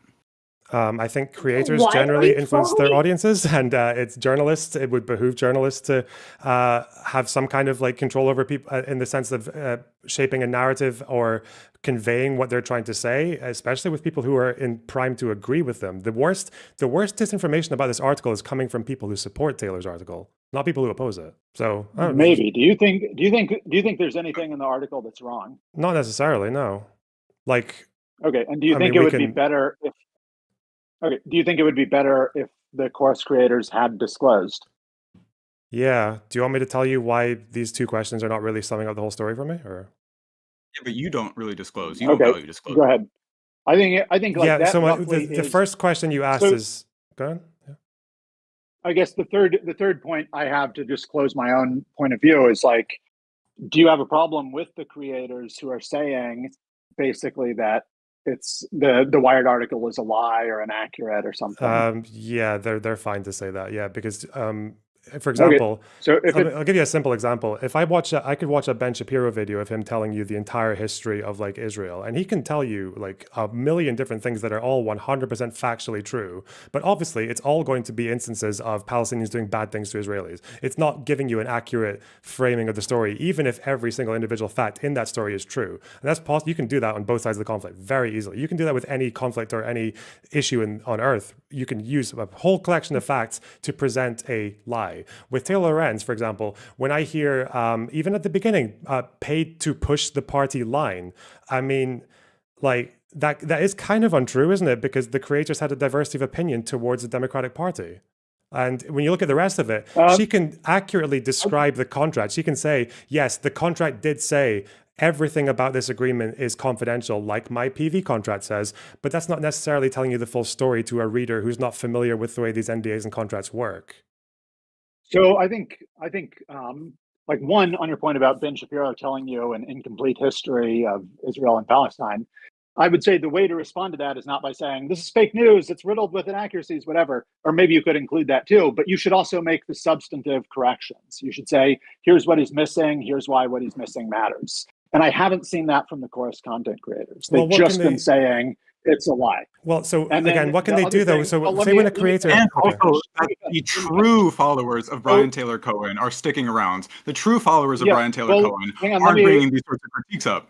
Let me finish. The other thing you said is that in the subtitle, it says they're being paid to push the party line. I think that's, probably roughly accurate. Like I mentioned before, at the DNC Chorus town hall or panel or whatever it was, DNC Chorus chair meeting, Brian Taylor Cohen describes what Chorus is. And he says it's, building the infrastructure to create the next generation of democratic content creators. But that's not pushing the party line. Again, that's not pushing the party line. Okay, there isn't even a party line. I think you're like splitting hairs about what pushing the party line is. Like, I think you're being paid generally to produce pro-democratic content. I just get okay, yeah, but do you understand that if you riddle the article with the strongest connotations like that, again, if you keep saying, if you open with to push the party line, and then you constantly refer to dark money, and you keep on literally taking things out of the contract, even if none of them are being practiced in that way, and no one's even said they're being practiced in that way, and you keep on going that way, then yes, you are building up. You're constantly using the right choice of words to build up a story that's not true. And that's why it's no surprise that the people who support Taylor's article in the online left space have been the ones who are most inaccurately representing it. Yeah, that's why it's very clever, but yeah, it's ultimately dishonest. Yes. Yeah, I don't think you can say it's dishonest if the underlying facts are right and nobody presents an alternate view. Well, they did present alternate views. For example, they didn't present it with any evidence. People claimed it was inaccurate, but nobody's saying here's more language from the contract that explains why Taylor is taking it out of context. I told you there might not be alternate language in the contract that changes it. That's what I said, because it's not just about literally interpreting the contract in some kind of vacuum. It's about the way that standard NDAs work. So interpret it however you want. So yeah, you're suggesting that the contract, so you don't know if it's standard or not. You're suggesting. So you're just assuming. You're assuming there's some possibility where maybe it's okay. I agree that okay, it's possible what you're saying is true. It's possible it's not true, but we haven't identified any factual error in the article. People are claiming there are factual errors in the article, and what I'm saying is, you shouldn't claim there are factual errors in the article unless you can present one and explain what it is. Well, I would say pushing the party line is a clear factual error, but I guess you're okay to interpret those terms and whatever. If you think that just means get Democrats to win, that's a very different claim to push the party line. I think it's like you're saying pro-democratic messaging. That's literally how it's described by Brian Taylor. What do you think? If you want the Democrats to win by changing their message, that's pro-Democrat, but it's not pushing the party line. I don't know why you're being so obtuse. How can you think these are the same thing? So you get a daily 15-minute messaging briefing, twice monthly, news event, whatever, help connecting you to lawmakers. They want you to publish pro-democratic content to a wider audience and so on. Like, obviously they're trying to promote the party, and you're saying like, well, I don't know if it's pushing a line. Like, I don't know what the point is, and like trying to split hairs over that. I don't know how we would resolve that. I think it's basically. So when you in common parlance, even in common again, if you do an interview with like Zohran Mamdani, would you use that as pushing the party line? I mean, just to be clear, she did say. Oh, okay, you're being intentionally retarded. Okay, I get it. It's okay, no problem. That's fine. Well, hold on. She did. Wait. Hold on. She did a video on this as well, where she talked about her article. She went over it in a lot of detail and even read straight from it. And a lot of what she was talking about was like gatekeeping people who are farther left out of like pro-Democrat movements. And so it seems as though she is like talking about like hardcore DNC establishment sort of things when she says towing the party line from the videos that she's put out on this as well. I don't remember if that was mentioned in the article, the gatekeeping part or not. So I don't think she did. I've confused the two a couple of times. Yeah, right. She had a follow-up piece where I think she talked about more about what you're referring to, like a video, a video piece on her YouTube page. But in the article, she doesn't really talk about gatekeeping. So would we infer what her video to be like adding to this, or is the video like it's a companion piece? It goes over aspects of the article and adds more of her commentary, and I think a bit more of like her perspective as to what happened immediately after the article. Like, it was published very soon after, so it doesn't have like a huge like gap in between where she can discuss too much. Mm-hmm. But like the immediate reaction, I think she discusses within that. It's worth taking a look. I think. I feel like this was such an easy layup for critical thinking liberals to say, hey, yeah, there's a real problem with money in our elections. We should get rid of it. But these are dire times. I completely agree with Mercedes. We should be using these same instruments to achieve better outcomes for the American people. Yeah. Yeah. So I think from what I took away from it is that she is saying that there's that like towing the party line is a way of like gatekeeping leftists somewhat out of the movement, and that it is a pro-establishment. I would agree with that point, but I also think that, that I think they're allowed to police their own borders for this organization, right? as to who can be involved, who can't. I mean, in providing the funding, it makes sense to decide from there, right? And others can I would not be acceptable for this, right? I spend a lot of time shitting on the DNC, shitting on corporate Democrats, shitting on the leadership. So they would not accept me. That being said, I like the program as it stands, except for what seems to be a lack of transparency. Other than that, yeah, we should have that level of infrastructure. I've literally been calling for programs like we should this, take the media space to be created. Yeah, like Well, I think that's what Lonerbox is disagreeing with, though. I think he's Lonerbox. You were disagreeing. He doesn't think we should take the media space. Actually, no, that they were actually like towing the party line, and that they actually were like a pro-establishment group. Yeah, but right? I mean, they match general values. Right? I mean, a lot of the creators were. Sorry, it's just that's not what they were being paid to do. So I'm asking. Again, so it seems now, I don't know if this is like the same thing when Taylor had her conversation with Destiny yesterday, and the way everything was just so softened compared to the tone of the article. But yeah, obviously, I think it's better. Yeah, they should disclose. Yeah, I think that's a clear rule. There should be they should change the law for it as well. It should be right wingers and left wingers. I don't think anyone disagrees with that. But if that were the argument, we like what they're doing, but they should be more transparent. This would not be a Wired news story. It wouldn't be kicking obviously the article was sexed up because that initial problem is not that's not the story. No, it wasn't. Like you keep implying there's some sort of awful tone to his article. The article was pretty straight shooting. So it had quotes seductive and lying allure to it. Not just from people who were rejected or who didn't sign the contract, but also quotes from professors who were studying this space, right? Studying the online flow source space and saying, hey, yeah, I have questions about this. And we should be careful of using the exact same tactics that the conservatives are using, right? Yeah, there wasn't even widespread combination. We said we should proceed with caution here. Not that we shouldn't be doing we should be worried. Was there at all? Was there one? Okay, that's good. Was there one positive thing that she said about Chorus in the article? It's interesting how creators are getting $8,000 a month. That's probably to influence what they talk about. You say, well, we can't know for sure. We can't prove that.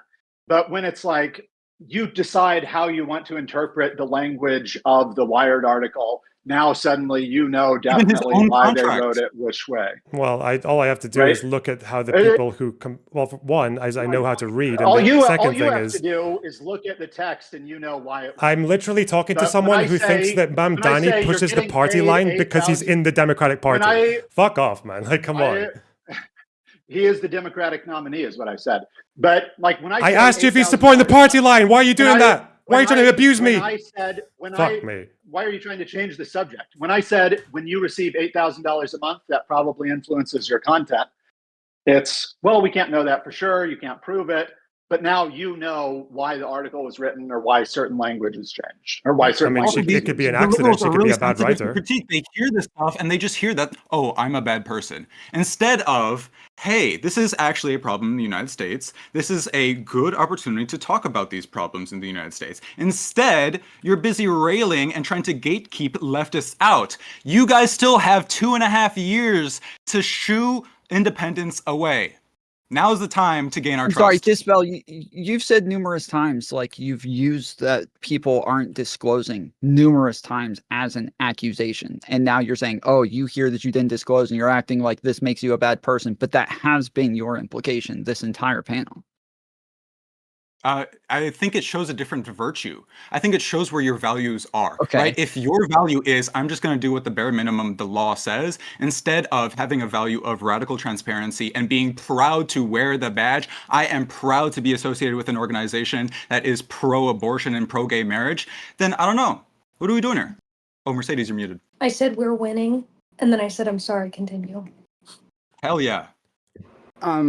Yeah, so something positive talked about. Well, Taylor pointed out how the 1630 Fund has a track record of supporting liberal lefty causes, right? She goes through its history of fundraising, but also where it's spending that, on the abortion rights proposals that were making their way through legislators, right? On helping to fight back against the Republican state of candidates.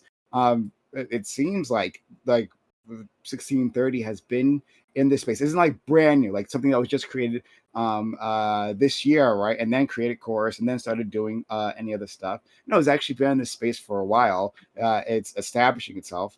And yeah, I mean, so her positive claim was about 1630 rather than Chorus, right? Yeah. So we're talking about positive claims towards 1630 because she. That's funding. Yeah. Because I'm just 1630 clarifying where the money is coming I'm from. just clarifying. Okay, I'm just clarifying. You're saying Sorry. 1630, Okay, and she just described the fact that they fund like climate issues or abortion or everything else. Okay, this is the same group that she constantly refers to as a powerful dark money group, right? Yeah. Hold on. Is that not true? That's not. Let's search for it. We're asking if she is giving them positive connotations or not. If that's your only example, that's okay. So in other words, she's saying powerful dark money is neutral. Are you fucking serious, dude? A liberal dark. It says So I'm like literally just going through the Control F, right? Now Democrats hope that the Secretive Chorus Creator Incubator Program, funded by a powerful liberal dark money group called the 1630 Fund, might tip the scales. The program kicked off last month and blah blah blah, right? So it says what the says a powerful liberal dark money group. Now, is it a dark money group? It is, right? So it's like it's perfectly reasonable to say that. Is I don't know. Has anyone ever done like close reading or comprehension in English class in school? Like, what the fuck's going on here, man? Sorry, I'm being gaslit. Is it a dark? Does it count as a dark money group or not? Does it count as a dark money group? Well, it does. Can we have somebody define dark money? Because the dark money, I've heard like five different people give 5 different definitions. Lorenz yesterday described it as just like you don't know where the money it comes from in totality, so it's in the dark. All 501c4s. Right? Yes, and that's what Destiny was essentially. That's what Destiny was essentially making the point of yesterday. But it's like at the end of the day, like it's just so wild to me that like we can just say we're like, yeah, it's a dark money, and this is what the definition is. But like, there's a difference between we understand what it is definitionally, and like the impact it has on the readers and how they're going to take it and run with it. And for me, it's just like when people are like, "Ooh, dark money." It's not her job to like run a PR program. That's why I was asking you if she said anything positive about Chorus. She was actually described this. It's a dark money group. It is a dark money group. And she described what it did, right? So the reader it's purely factional reporting. Sorry, factional. So if I do a piece, the problem with dark money is not that it's evil. The problem is this incentive structures behind it, and the connotation that you're balking against is not dark money, and the dark, carries opaque, evil, dark sort of connotations.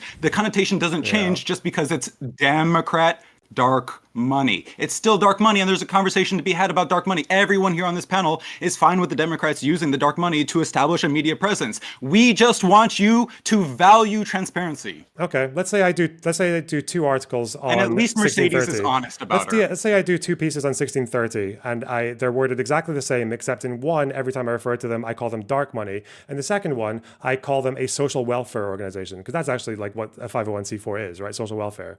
Do these 2 articles have the exact same impression? Do you think the big beautiful bill was big, beautiful, or a bill? Yes, because someone describing themselves versus someone describing someone they're writing an article about, you fucking retard. Yeah, sorry. Any serious people want to answer that question?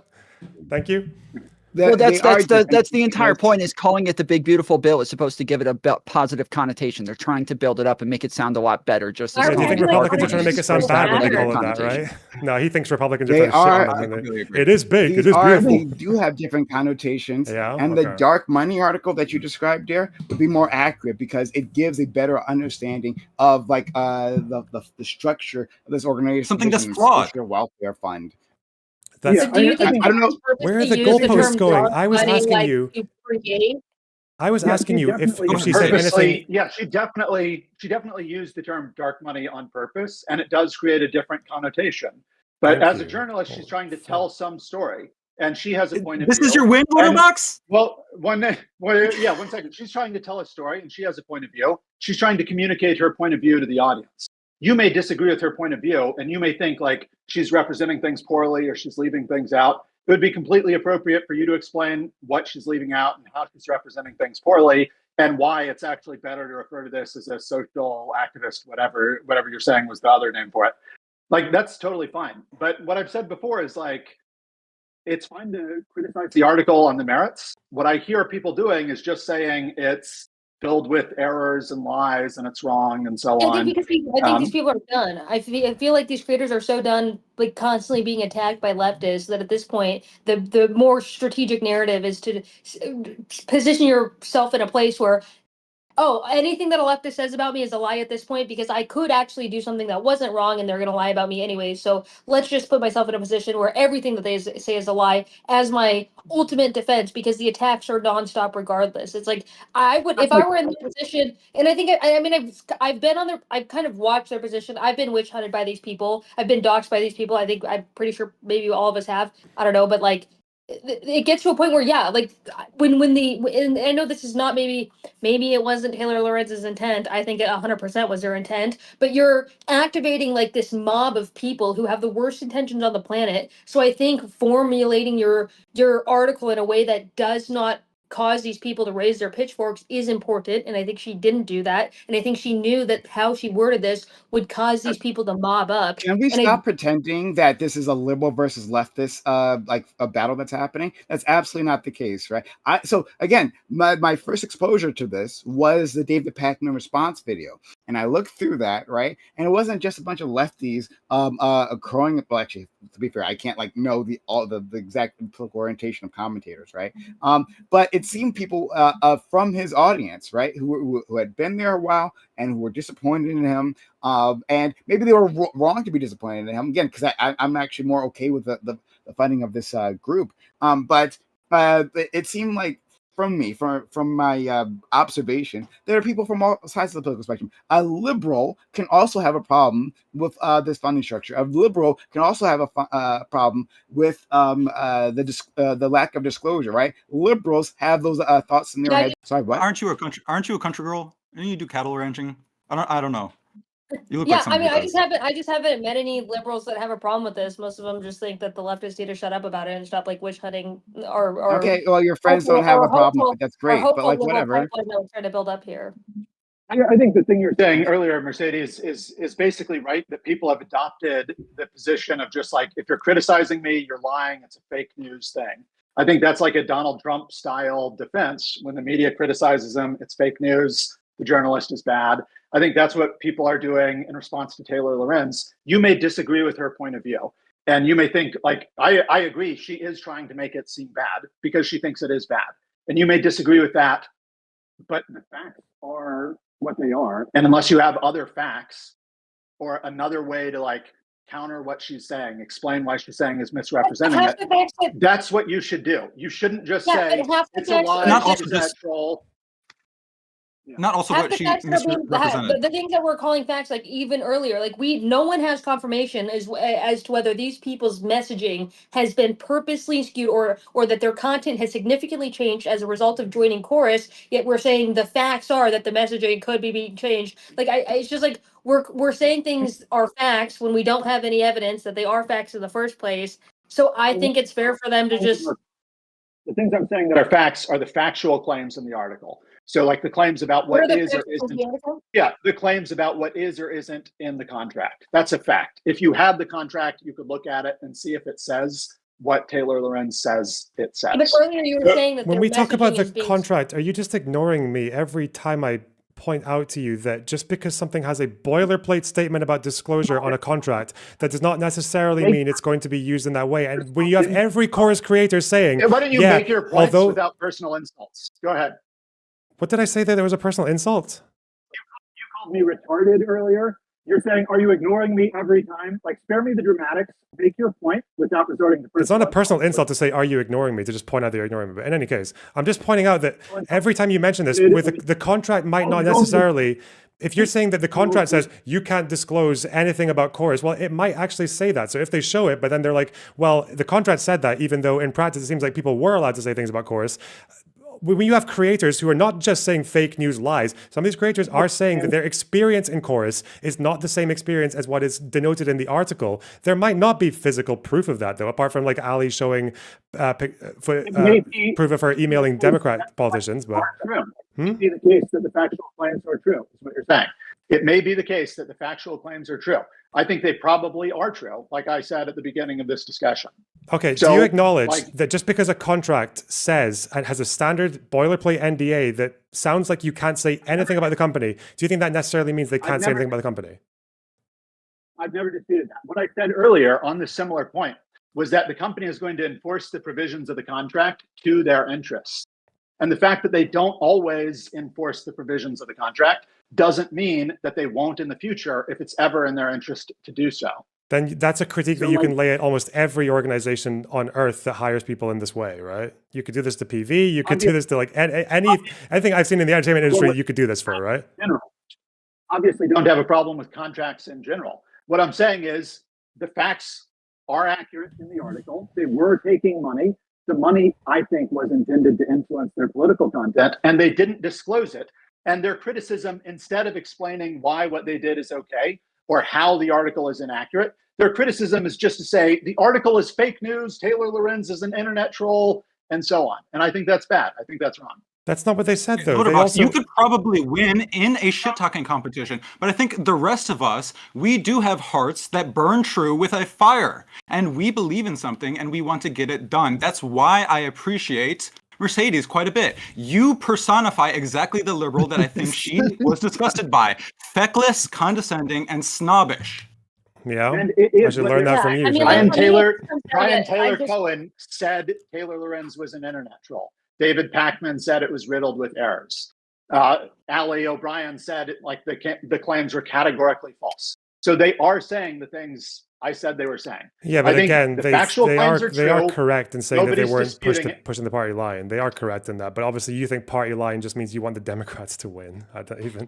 That's how party line is used in common parlance or in literature or anything else. Okay, yeah. The position of the party, that is what party line means.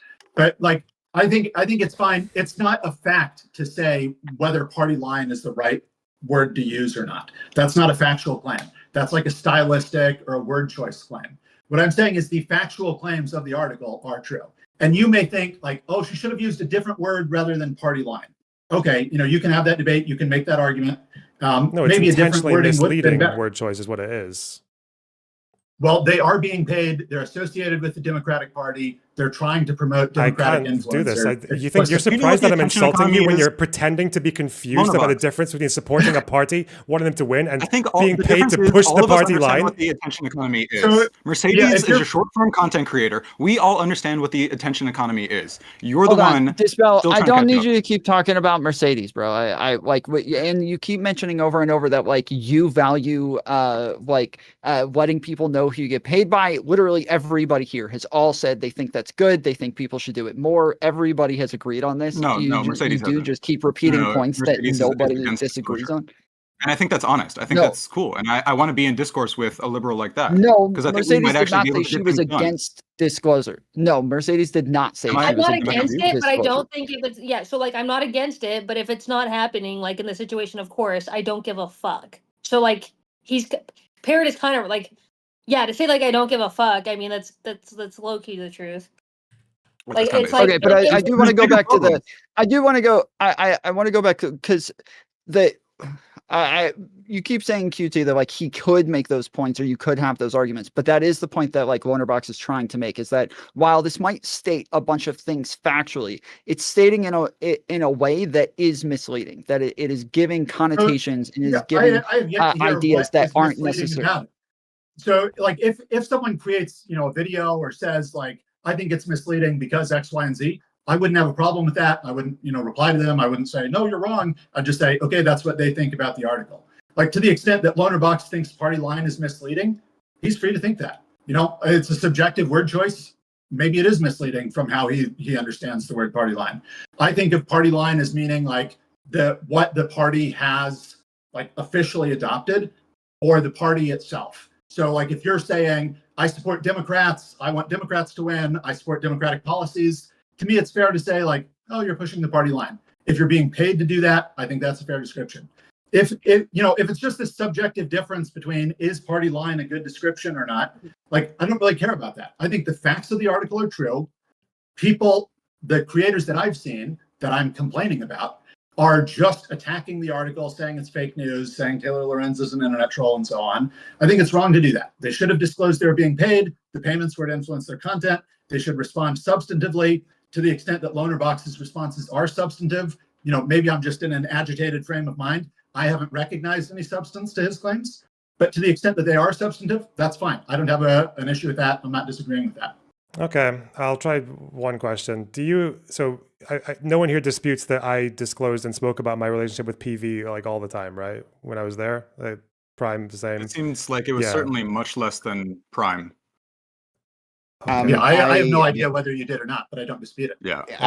Okay, so just to be clear, but I don't think you're dishonest, so I don't think you would. Yeah, so do you realize that but tomorrow I could write an article with proof and screenshots saying that I was told by Progressive Victory that everything about my agreement with them was confidential. I wasn't allowed to talk about anything. I could say that and it would be factually true. It would be factually true. Yeah. I can send one of you in DMs if you want to see it right now, but obviously, my question is, if I said that, if I just said Progressive Victory told me that I couldn't say anything about working with that organization, that's a factually true article. Do you think it's misleading? Yes or no? Yeah. Yeah. Okay. That's what I'm saying about Taylor's article. I'm saying she's doing the same thing. Suppose I write an article that says Progressive Victory says creators can't disclose, and I show like a screenshot from your contract, and then you say that was a line that was never enforced, or whatever it is that makes it okay for you to have disclosed it. And you point out, here are all the times I disclosed it. I had a Progressive Victory logo on my stream, or whatever you did. Then I would say you have effectively rebutted the article. You've explained what was misleading about it. They were taking a quote out of context, or some quote from the contract that didn't apply. And in practice, you did disclose. I'd say you've effectively rebutted the article. But when I haven't seen anything like that. I haven't seen anything like that. So when creators like Ali have said that they didn't have to funnel every single interview through Chorus, do we just not take her word for it? Like we took the word of the people in the Wired article? I believe she didn't do that. She said, I forgot to, send every interview through Chorus Newsroom or something. I believe her. And also why the clause is there? Do we disagree with that? That it was there so that they didn't have like double bookings, or so that candidates wouldn't get they got Bernie Sanders and he's getting swamped by like 10 other creators. I don't know why the clause was there. I can't speak to that. Yeah, we don't know why. No, but we're saying, we're saying she gave an explanation. For different contracts. We're saying she gave an explanation. Does it not make sense though? Does not make more sense than. Yeah, I think it's a very charitable explanation. Okay. Just like, if I made you sign a contract that said I get to control your bank account, you could give a charitable explanation. You could be like, well, Quick Thoughts has my best financial interests in mind. He's going to do a good job, whatever. That would be a charitable explanation. Or you could give a sinister explanation, like I'm going to steal all your money. Well, okay. And likewise, we can give a charitable explanation. Sinister, an ad homing, a critique, and honestly just abusive responses. Nothing I said there was sinister or abusive, but in any case, you could go to the. You haven't been abusing QT. You could give a literal interpretation of what they say here, which is booking engagements disclose to Chorus Newsroom personnel any engagements with government officials or others on topics related to Chorus's policy agenda that the contractor arranges through other means. That sounds like the contractor, the creator, arranges. I think you're doing that thing. I think you're doing that thing you accused the Wired article of. You're reading provision number 2 out of 3. So the first provision says you have to organize interviews with lawmakers through the Chorus Newsroom. Second provision says any interviews that you organize independently you have to loop Chorus in. The third provision says you have to fully cooperate with Chorus that's what on the interview. I wish you would stop. Listen, my friend. You don't love me enough to finish my sentences. Please stop doing it. You don't love me enough to finish my sentences. Yes. This is purity checking. This is where the purity checking is coming from. It's coming from the establishment. This is an abusive relationship, okay? This is an abusive relationship, and you stop. No, I'm not interrupting. I wasn't finished. You're interrupting me. I'm not interrupting your interruption. Okay, I've got one more sentence. That is within a contract that says Chorus can demand the correction or revocation of any content at a Chorus organized event. that you also have to organize interviews through Chorus. Yeah, you were interrupting my interruption to go in a completely different... You had no idea what I was about to say. Go ahead. I was reading point 2 to say an example of a literalist reading would be to say that if you were saying disclose to Chorus newsroom personnel any engagements with government officials or others on topics related to the policy agenda, if you read that literally, it sounds like they're saying everyone you ever talk to, government officials or others, about anything to do with the Chorus policy agenda, which could be quite broad if it's Democrat stuff, that would mean you have to disclose to Chorus if I was working for Chorus, I'd have to disclose to them that I'm talking to you guys now about something that relates to their policy agenda. That would be insane. But obviously, you can interpret a contract in a very literalist way and paint it in bad faith to make it look really fucking dark. Like how... Yeah, I think I explained that previously. Of course, there could be a charitable explanation or a sinister explanation. Or a normal explanation. Or like a isn't human the idea explanation that, if like, anyone who when understands Taylor how these puts contracts out work. Well, isn't the idea that when Taylor puts out her article that like it hasn't been refuted and it hasn't been disproven, but these people are saying, hey, this is what the contract says and this is what it means, and unless somebody refutes this or contradicts it, proves it wrong, that like we would accept this interpretation of it? So the problem is that like what probably happened, and I've got this from like just a few conversations with people who know people in this program, like I know some people at Chorus, it seems like what they did was the contract probably was written in a fairly like draconian sounding way, not because it seems like, again, no one in Chorus has ever come forward and said it was actually used in this way, but because, same reason in Progressive Victory, you're working with content creators as a non-profit working with people related to politics. And that can open you to a lot of very murky areas where a content creator, again, content creators are kind of erratic. They're kind of mental, okay? They live stream, they put their foot in their mouth, etc. So if someone booked something with a politician and they maybe discussed their relationship with that politician in a way that made it sound like there was some kind of like PAC funding going on or some kind of like money being used, that was also why they said like you can't use your money in a way that would go towards a candidate through Chorus, because that would be violating FEC. That's why it probably is true that there are all these interpretations of this contract that are very, very draconian sounding, because they're just wanting to be, it's better to be safe than sorry. And that's but again, even that wasn't my interpretation, thing in because when contracts, it's not that unusual. When I'm reading it, it's under the section on booking. Like it's literally under booking, and it's talking about using Chorus and the Chorus newsroom for booking and having them book things for you. And so it seems to be saying that if you use Chorus to book things, that you have to communicate everything through them. You cannot use them to book something and then do everything else off to the side by yourself. That like once you use them and their newsroom, you have to go through them for literally everything. That's what it seems like, because it's literally all under booking. That entire section is only under booking through them. Yeah, but again, we all agreed earlier that no one who has been through this organization, who has been through this program, has come forward and said, yes, it actually was applied in this way to me. Yes, it actually did. This what if that comes from Taylor's article actually happened. Every creator just seems to be saying, nah, it wasn't quite like that. It's not the way it's being portrayed in the article. Or that they asked about the contract. Because that's the thing that I would think, is that they would ask about the contract. If people had trouble with the contract ahead of time, I would think that they would ask about the contract and say, hey, what does this exactly mean? And that we would have somebody come out and say, yes, I asked about this part, and they said that I cannot do X, Y, and Z without going through them first.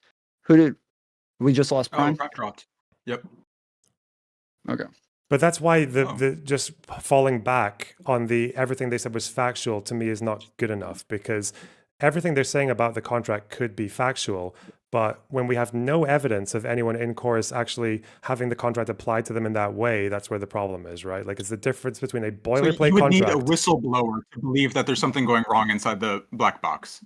Well, in a way that it sounds like the article is presenting, yes, you actually need to think to happen. We're in an administration that is clamping down on whistleblowers and prosecuting them. You think Trump is going to prosecute? What happened to the Boeing whistleblower? You think Trump is going to do you think Trump is going to? Okay, you're trolling. It's okay. He has certainly set up the FEC and FCC in a way that is amicable and lenient towards the regulation of these entities over you're trolling. I understand. Platforms. Yeah, you think Trump is going to prosecute? I'm sorry. When somebody makes a substantial critique, you cannot just start swearing at them and say it's not a substantial critique. You're trolling. The liberals have missed an opportunity to distinguish themselves and their values in light of this situation. Yeah, it's a hit piece. Yeah, it's a little ambivalent. Yeah, it's a little passionate.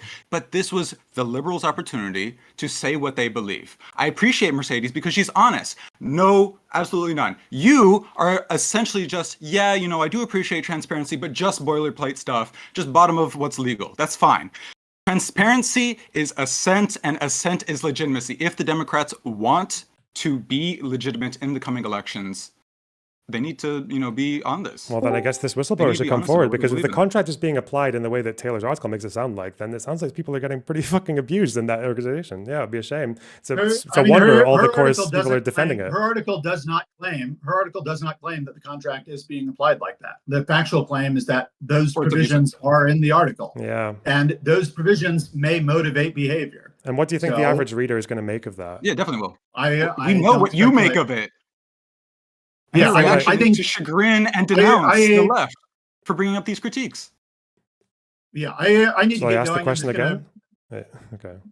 What do I think the average reader is going to? Yeah. I don't know what the average reader. The average reader would think this is a predatory organization. Okay, I'm glad you know what the average reader thinks. I'll consult you next time. I wonder what an average reader would. The average American reader from a foreign influence agent. I need to get going. What I'm just going to leave it with is I think the factual claims were basically true. If it's not representative, I haven't seen anyone explain how or why it's not representative. And I think it's wrong to, you know, play the fake news card if you can't actually explain why it's fake news. So. Well, before you go, I didn't know you had to head out. If you want to shout out your channel real quick and let everybody know where to find you. Oh yeah, I apologize for leaving early. I thought it was 2 hours. I see you said 2 to 3. So sorry about that. I mismanaged my own schedule. I apologize. But thank you for having me. I'm on TikTok. My channel is Quick Thoughts. So thank you. Have a nice day. It was awesome. Nice meeting you. Yeah, thank you for coming. Have a blessed day. Okay. Well, if we have a little bit more to go, if anybody wanted to ask any questions, you guys can send those through super chats or tips. There's a link pinned at the top of my chat to where you guys can send any questions that you had for the panel before we wrap up. So I guess we did get to the dark money thing, because that was going to be my next question. I know that a lot of people made a big deal about Taylor Lorenz having what they called dark money ties as well, and feeling as though, because as I said earlier, from my perspective, this was never the standard, is that you had to disclose these sorts of things. I think it's good too. I've always talked about, like, anytime I got money from people or had any sort of investments in my channel, I've always made sure to talk about those things. But I also never felt like that was a standard. And when you find out that Taylor seems to be holding these people to a standard, a pretty high standard, that they shouldn't even be taking dark money, not just that they should disclose, but that this is already some sort of nefarious group that's putting money in there that they don't know where it comes from. Sorry? No, they can definitely take it. I think we all agree. They can definitely take it. Well, I'm saying it doesn't seem as though Taylor feels that way. Like when she's talking about dark money influences, that definitely again seems to say that, like, this is some sort of nefarious purpose. You don't think that's the case? I think her, like, divider on that was that she can. Well, okay. Well, I guess her first claim was that Omidyar is not funded, or her whatever she's part of is funded by not the Omidyar network, but the Omidyar family wealth. Yeah, technically she's somewhat correct on that, but it's so the 1630 project did not fund them, which is what the original claim was from Good Trouble. He was totally incorrect on that. So Good Trouble L, but yes, he was totally wrong on that. But she didn't get money from 1630, but Omidyar has Omidyar Network, Omidyar Group, Omidyar LLC. And Omidyar Group is a 501c3, or sorry, 501c4. And so that is funding the rest of these things. And she keeps saying that they are a hybrid to where one funds the other. And she says, oh, no, I know all of the money is coming from him, but you don't know that because it's coming from a 501c4. And the distinction that she made is that it has to have like some sort of political influence. Yep. And so I don't know if the Omidyar funds a bunch of like liberals and conservative journalists or not. I have no idea. who I mean, all they funded like what was fund, it? but- They funded The Intercept as well. Like it's a very left-wing source. I don't know. I Well, haven't seen them that on was right-wing the as often. idea that I got, is that it was all farther left. Yeah, but groups that when she were says farther left non-partisan, journalists. she's being very intentional, because partisan in the legal sense that she's using would also make Chorus non-partisan because they're a non-profit. Non-partisan Correct. just means you're not like giving 50 money to yes. politicians, and yeah. Right. The 501c4 would make them non-profit, or sorry, not it would make them non-partisan. So yeah, that's that it does seem as though they have like some sort of partisan goals, just they are a 501c4. But you can look at their website as well. They're talking yeah, about how they want to promote like DEI and shit. Like yeah, they're obviously left-leaning. It's just not partisan and legally, yeah. Yeah, so it did seem as though she was kind of holding a standard that like this was some sort of bad influence on the political space, when she seems to also have a similar influence. Yeah, I think it was a okay. high key for the enough for me moment, to be honest. So I didn't like I heard a little bit about this, but like I don't you know more than I do, Tom. So you'll have to help me out here. So could you so this funding source, is she saying that like, oh, I don't have to disclose this when you have to disclose that? Or is she saying that like in terms of how you should view these two organizations, they're completely different? Yeah, which one? Yeah, the way that you would view the types of funding is different. That one group, because you don't know where the money is coming from 1630, that this could be some sort of like nefarious funding that is influencing your ideas and the directives for Chorus. Whereas for her, she believes that she knows Omidyar is like he's a billionaire and that he's paying for all of it him personally, when it's a 501c4, so you don't know that. Correction, it's not And a then also, it's not a five, did just she a not- one factual correct. It's not a 501c4 that funds the reporters in residence. It says it's their foundation, which I believe is a 501c3, but then it's also the LLC. The LLC is obviously that's Omidyar money, Network. Right?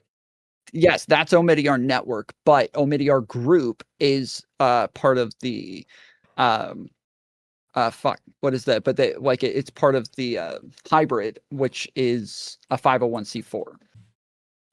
So the hybrid is a 501c3 and an LLC. That's the hybrid. Is it? I thought Omidyar Group was also part of that. This is their response, because they put out a response to people claiming that because of Taylor saying because people claiming that Taylor was funded by 1630, right? Yeah, but their response in their website says Omidyar receives no funding for reporters in residence through the 1630 fund. Our programmatic work is supported entirely via the foundation and LLC. So obviously the foundation is C3, Correct. and the LLC is just an LLC. It's you don't have to disclose your funding if you're an LLC. Wait, right? I thought Omidyar Group was the foundation, and I thought that was the C4. No, that's. I don't think so. No. Okay. So did she or did she not like disclose this Omidyar thing? Yeah, she did. She did disclose it again. It was more about the influence that she was. It's the dark money about. thing that she's taking against. Did she disclose it before? Like, when did she she disclose it before this article? I don't know. Or was it's it not on her after this Substack or article? anything. So sorry. Okay, it's Omidyar family that is the 501c4. No, and then, wait, is it? Yeah, she just didn't disclose it until people started probing into her. Then that's a lack of transparency in itself. My understanding. So this is I'll read just what this says. This says that Omidyar entity is it says the Omidyar Network operates both a limited liability company LLC and a 501c3 foundation, while Omidyar family 501c4 disclosures documents Omidyar's own separate but related contributions to 501c4 organizations. Therefore, Omidyar Network itself is not a 501c4, but the Omidyar family does support 501c4 organizations through their family funds.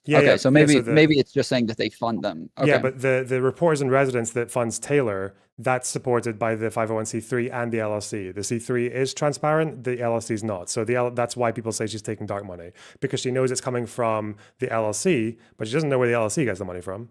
That's why it's dark money. By her definition. Right. So my understanding was that like, and I could be we wrong. should care. We should talk about it. And I could be wrong. Is that like Taylor disclosed this beforehand. People like knew this already, but they were criticizing. Yeah, again, we weren't talking about the disclosure. Yeah, again, we weren't just talking about the disclosure because a lot of her issues in the article seem to be with the fact that dark money is involved at all and the influence that it can have on content creators. Yeah, that was just from Mercedes because she asked the question, and I don't think anyone. Yeah, I didn't know if okay. she disclosed beforehand or she just started disclosing it after this article backlash came out. Yeah. Well, as far as she says, she hasn't even gotten paid from them either. So. Oh, sorry. She's saying she didn't get paid from them. She says she hasn't gotten money yet because it's like an annual thing. I think the journalist in residence is it lasts like 6 months. So she's still on par to be paid from them. Okay, so I got a super chat from. Sorry, go ahead. Well, no, you go to your super chat first. Bear Claus was for $9.99. He said, so yes, exactly, yeah.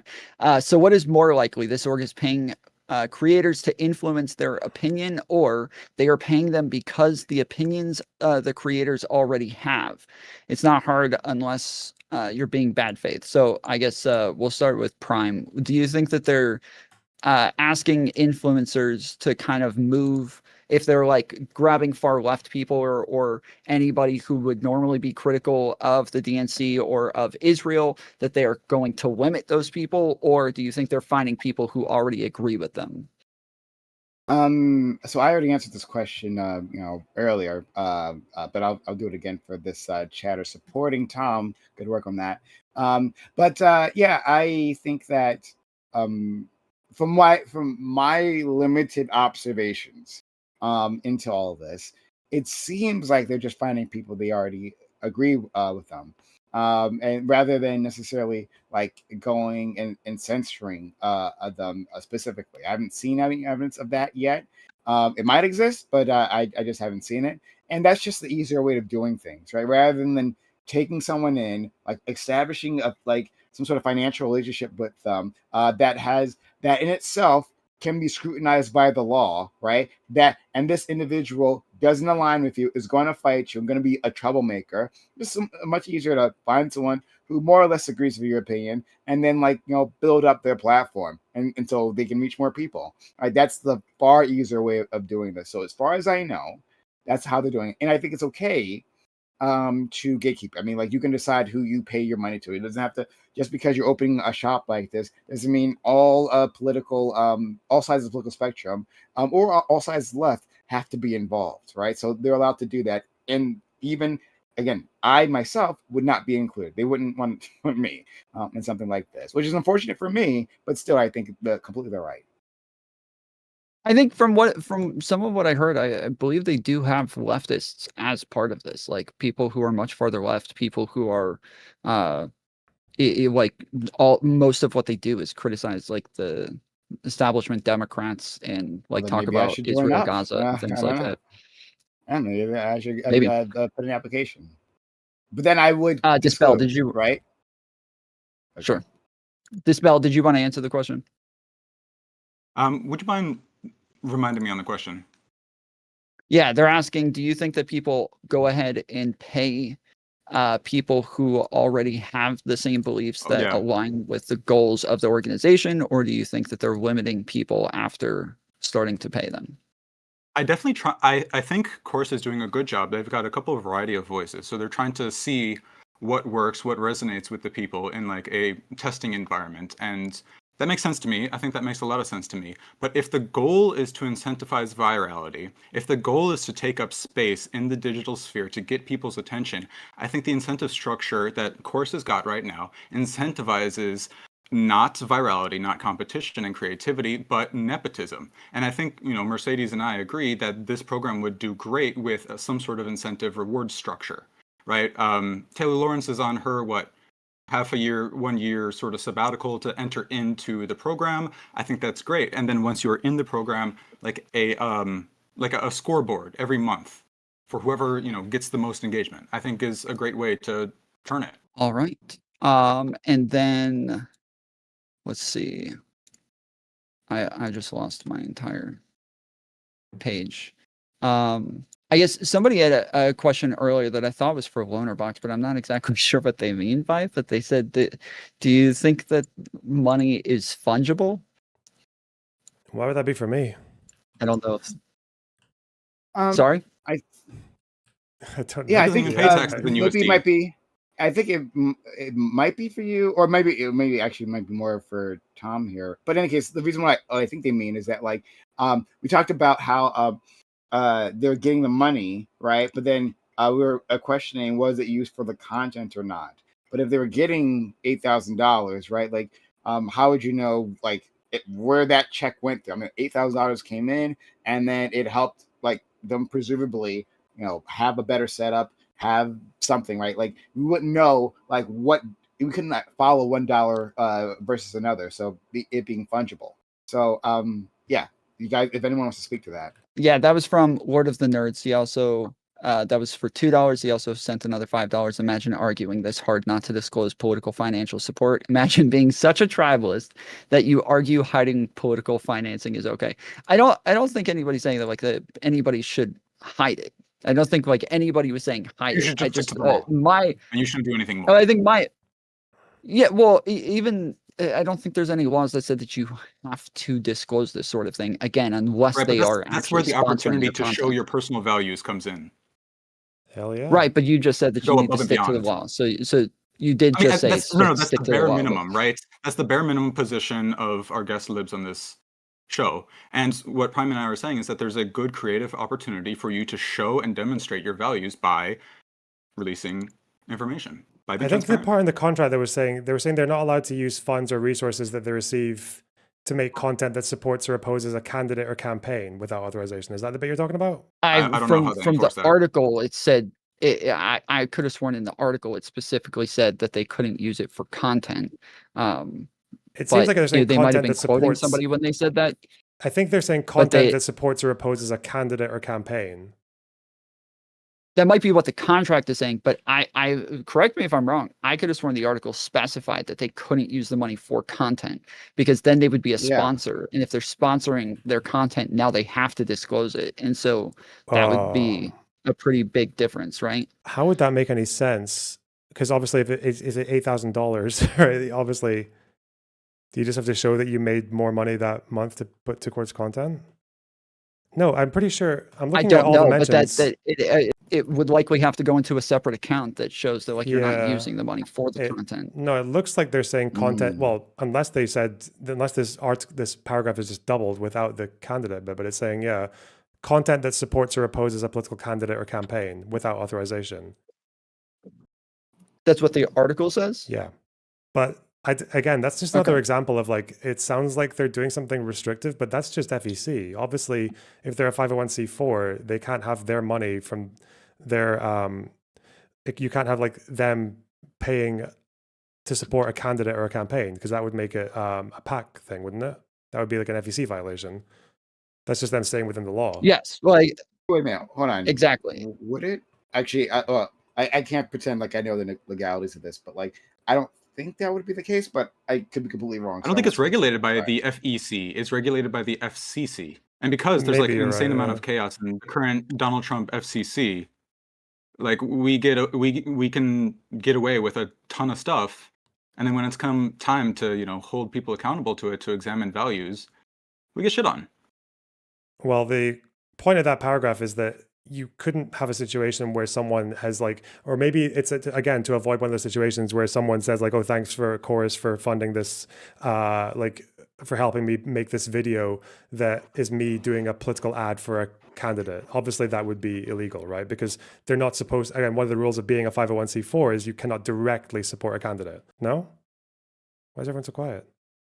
I'm not sure if that's the case. What bit am I saying that you're not sure about?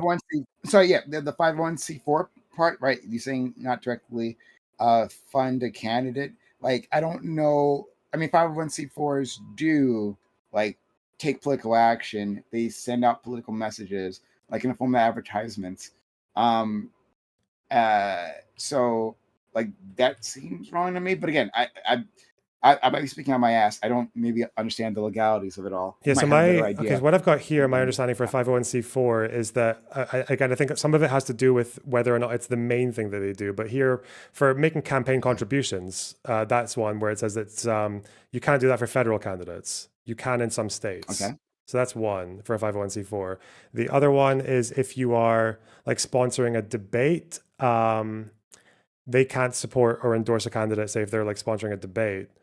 So yeah, that's probably why they would do that. They're probably just saying, again, but it sounds like they could do it with authorization from Chorus. But again, this would just be Chorus making sure that if a creator is going to do this with their money, then they're doing it in a way that's not illegal.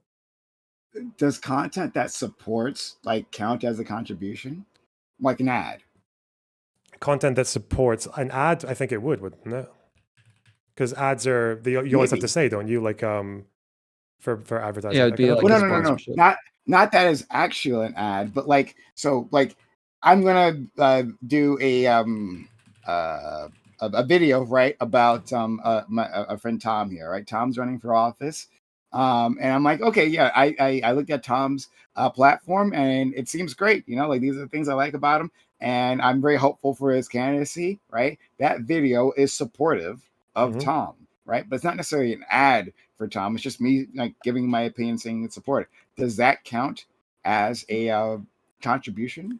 I don't know. Like I think it does, but with 501c4 is the way that, because it seems like they can do some of it, and they do some of it. The issue is whether or not it's their primary activity.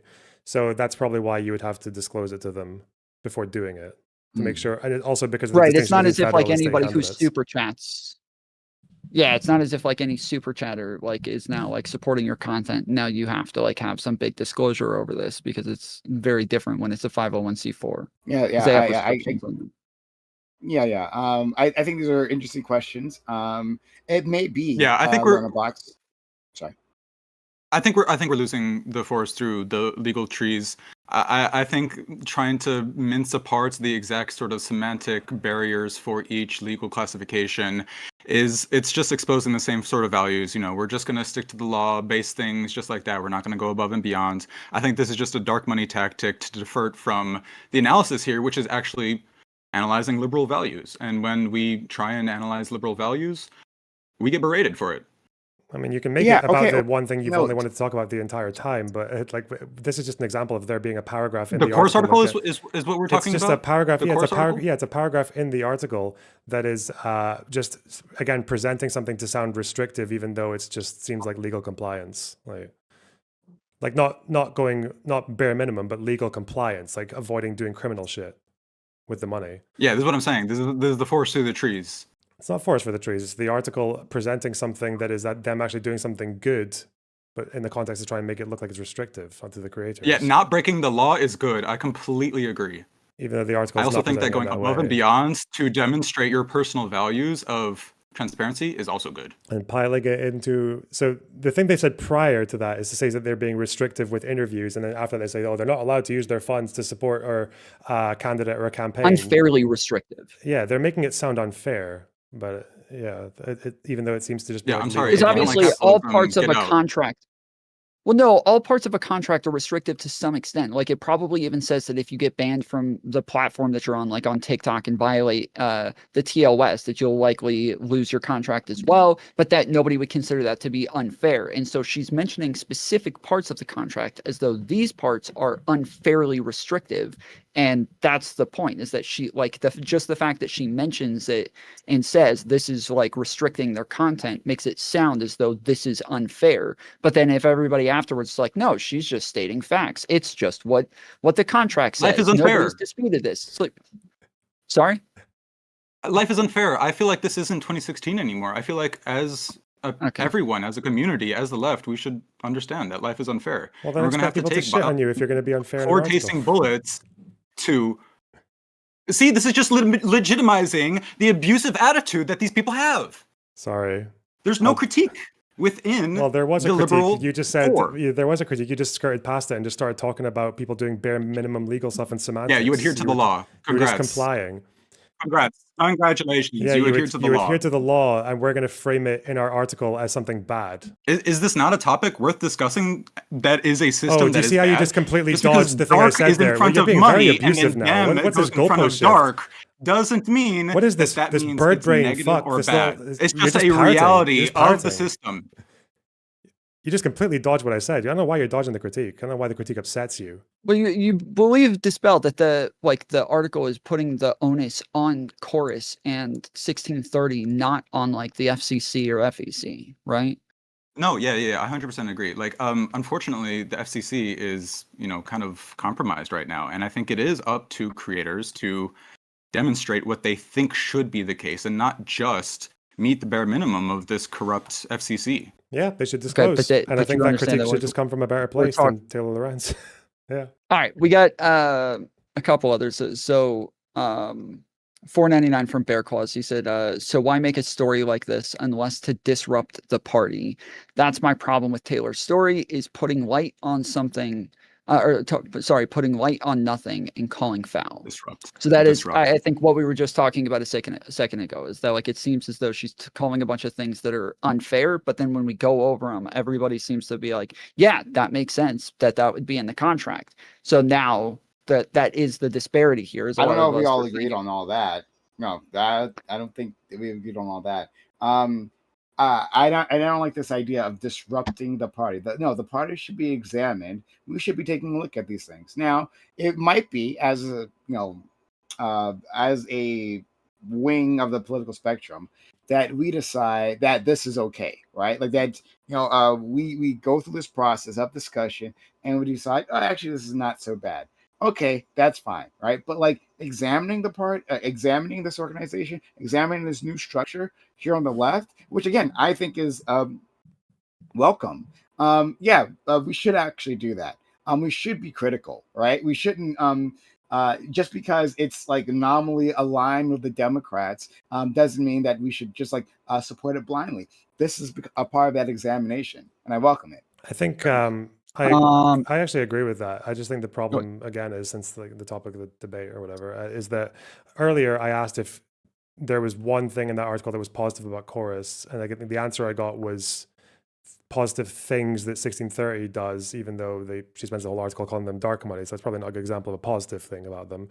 I mean, she talks about how Chorus is going to do the trainings and it's going to do. That's just her describing the mission, though. That's not her saying positive. I don't know, but you're saying positive, so like that sounds like PR to me. Like she doesn't have to like. Yeah, why doesn't it be something? Well, that's why I'm trying to say because your position, which I think is much more reasonable, is that yes, this is a good thing and we should support it, but there's just these problems that can be ironed out for them to do better, versus Taylor's article, which is not coming from a place of like, we want you to do better. It's coming from a place of, maybe you can tell me, are there any recommendations that are posed in that article towards Chorus? I mean, the purpose of the article is to stoke discourse, right? And liberals have lost the opportunity to talk about the role of money in incentivizing behavior in our system and what their stance on that is. So I'll just ask the question again. Are there any recommendations in the article or no? Any kind of like positive call? I don't know. Yeah, I don't know if there'd be necessarily a recommendation. I mean, the thing that she does do is she talks to like outside, like third party. No. Did I crash? Shit. Examine the contract, and then they like give their opinion. Did we just get hit by a cyber attack? But yeah. Sorry. What happened? Yeah, the Discord dropped off. You're good. Go ahead. Okay. Yeah. So she sent it to these third party professors, and they gave their opinions on it. And some of them felt this was very restrictive, and were unsure about this, and like asked for caution while stepping into this world. But in terms of a specific recommendation as to what to do, no. But like, I don't know that it has to have a recommendation. I don't know why that would be necessary. You're right, it's not necessary, but as far as I could see, there was only one semblance of a recommendation, and it came from Spahar, I think their name's pronounced, where they were just saying that like we shouldn't be using these middlemen groups, which But Yeah. I can find Well, I the mean, full it paragraph, seems to but be the way that the they're saying it prescription is seems to be. it seems to be don't do any of it. It seems to be so. I was where's Spahar? Where are they saying? They're saying what we need is for people to invest in independent media, and that doesn't necessarily mean investing in a consulting group that is going to become a middleman for independent media. But again, they're all middlemen if they're not just donating directly. So this just sounds like the only recommendation or the only semblance of a recommendation here is that creators should just rely on benefactors like donors, patrons, super chats. Yeah, I disagreed with this particular.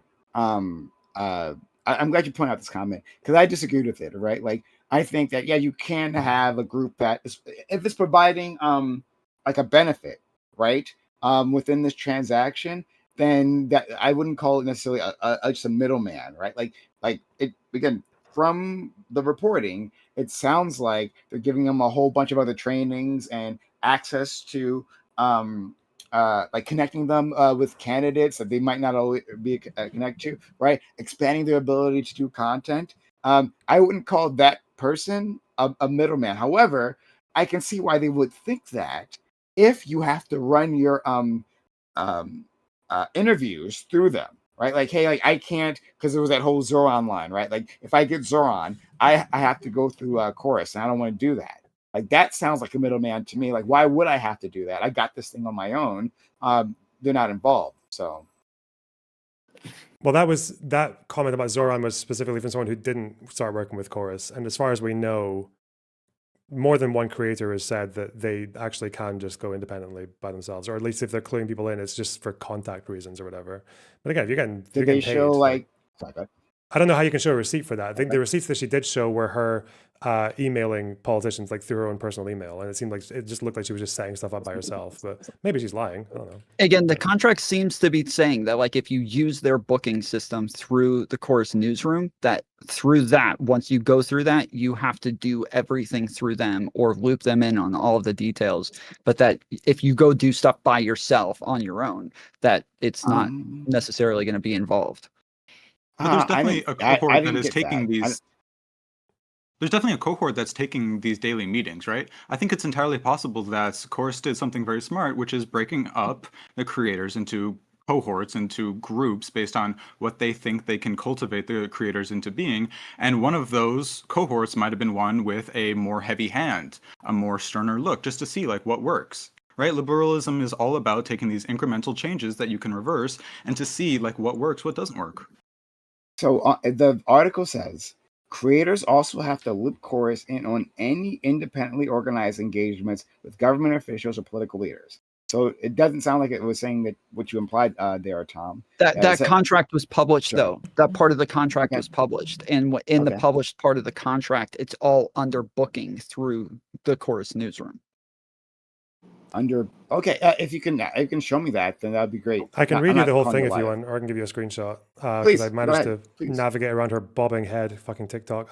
She was saying, so this is under book engagements section. Chorus will provide contractors with access to the Chorus newsroom, which coordinates booking and engagement opportunities for creators with government officials, policy and nonprofit experts, and others whose expertise and experiences are relevant to Chorus's progressive policy agenda. Contractor agrees to 1. Utilize the Chorus newsroom to book engagements. 2. Disclose to Chorus newsroom personnel any engagements with government officials or others on topics related to Chorus's policy agenda that the contractor arranges through other means. And 3. Collaborate fully with Chorus regarding all such separately arranged engagements. So it seems to be for separately arranged. Like it seems for separately and newsroom engagements. Chorus wants to get looped in. Although again, looping in, I don't know if that means like. She used the word funnel as well as looping in. I think even though they seem to have different meanings, but looping in seems like. Are you familiar with the? Are you familiar with the phrase like circling back? Yeah. So that's sort of like go ahead. Sorry. Well, my interpretation was that if they booked it through the newsroom, but they didn't actually use their production setup, that even if they still had the newsroom book it, but they were doing it somewhere else on some other setup or somebody else's stream or something like that, that was the separate part. And that was what you would still have to disclose, because the fact that people said that they've never had to disclose these sorts of things makes it seem like, that's because it's only due to whether or not you do it through the Chorus newsroom. I think that might be too generous. It could be that what it's saying is, because it says, again, people who are arranged through other means, and then you collaborate with Chorus regarding those other means fully as well. But again, that is probably because people are interacting with politicians and they don't want to risk someone interacting with a politician in a way that might end up with a creator doing kind of like a fuck up that looks like they're doing what they're not supposed to legally, because obviously interactions between money and politicians is always a big problem with FEC regulations or FCC. So but again, that might just be another thing where it's like a very draconian sounding contract, but we don't have any evidence that it's actually been applied in such a strict way. Because again, even common sense, how would that look in practice if we were saying any engagements outside of the newsroom with government officials or others on the policy agenda? That would mean that you have to tell Chorus like about everyone you're talking to. Everyone. But are they really doing that? Well, no. Well, specifically, it would be government officials and others. Government officials. Or others. Because if you talk to Hassan about politics, it's political. Yeah. So it's others on topics related to the policy agenda. So that could that's broad. That could be anyone. Yeah. Yeah, you're correct. So this seems quite broad. I think okay. First of all, I think your criticism here, Lonerbox, might be valid. That, like, yes, it sounds more restrictive than it actually is. But to be fair to Taylor as well, she reached out to these creators, right? Like, she reached out to, like, a whole list of them. And in the article, unless she's lying, of course, in the article, it states that they didn't actually get back to her. So if they wanted to make the case that, oh, well, yes, this is in the contract, but in actuality, we actually have a lot more freedom, then they could have done that. But it didn't seem like they did do that. Yeah, within the context of the article, and for whatever reason, again, they should have. Yeah, they should have been more responsive. They have responded in their videos, though. I don't know why people keep saying it's all just them accusing them of fake news. Like that Ali girl literally explained what it's like in practice. So she could have done that to Taylor, or she could have done that on a TikTok. It's not really any different. But the way you were judging this article, at least the criticisms that's coming from the other side here. When you're judging this article, you're saying, well, it's written in this way where it's making these causes look bad, but in actuality, maybe they're not so bad. Well, and the only people, the people they have to support this viewing are people who didn't actually join in, right? People who like either were rejected or were rejected by Chorus or rejected Chorus. And in that space, like, well, actually, she tried. Taylor did try, and people didn't reach out, and so that's what she had to print, right? If that's how we're judging the article, that's what she had to print. Although I don't think she would be, again, I don't think she was forced to just start listing all of these things, even though she has no idea actually if that's how it's being applied, because she's been in this industry long enough. From the person about Mondani. Yeah, I mean, she's been in this industry long enough to know that contracts with NDAs, they always, even if this one's especially draconian, they always look draconian. It's on the subjects and to reply, right? Like if this is the what their understanding of the story is, and that's what they should be putting out. They shouldn't necessarily hide this because oh, hey, I guess I can't be quite sure. This is what the contract says, right? This is a not necessarily a bad faith interpretation of it. This is what it actually says. But they can respond within the article, but they chose not to. So I mean, I don't know. Maybe we had a better impression if they did. So again, it's like it's one of those things where if it was me, I would respond, but that's just because that's what I'm like. But I don't like using the unwillingness to respond to Taylor Lorenz, especially because I feel like anyone working for Chorus would know that an article from Taylor Lorenz, knowing what she's like, right, with her politics and her leanings, you would know that this is a hit piece and you might just not be interested. You might just feel like jaded. So I don't think you should use their lack of a reply to her specifically for an article as like any indication for or against them. To me, that's neutral. Like, well, okay, no, I agree. I agree that like sorry, to be clear, I'm saying that their lack of response can be neutral in itself, right? But like you're judging the article on the fact that it puts out this clause, and then you're saying, well, now that makes it a hit piece. Well, no, I think putting out that clause is like neutral. This is what's in the contract. As long as she's not misrepresenting the contract, then she's not misrepresenting the contract. Like it seems like the judgment comes from, well, somehow Taylor should intuit that actually this isn't so bad, right? Without anyone actually talking to her, without anyone actually responding. See, she simply printed what she knew of the article.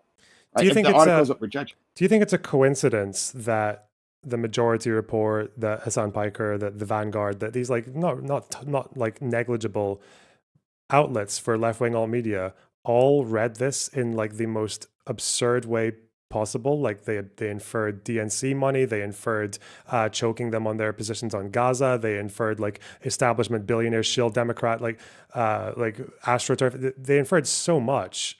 Do you think it's just a coincidence or like an accident, or do you think it might be the tone of the article was designed in that way? The article, my reading of the article, doesn't imply that. However, it could. Sorry, I'll like build a bridge here. It could be the case that yes, the tone of the article leaves room for people to interpret it in that way. Like so, when I was looking into again David Pakman's response to those comments, people were saying, "Oh yeah, this is why."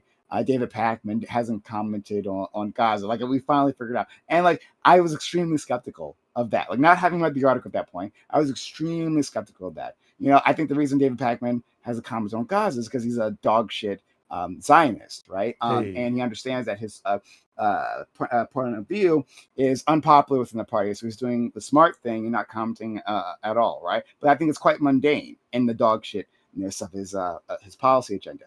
But like, yes, but to assume that wasn't necessarily his opinion, especially since he's been like the Gaza situation has been going on for so long, right?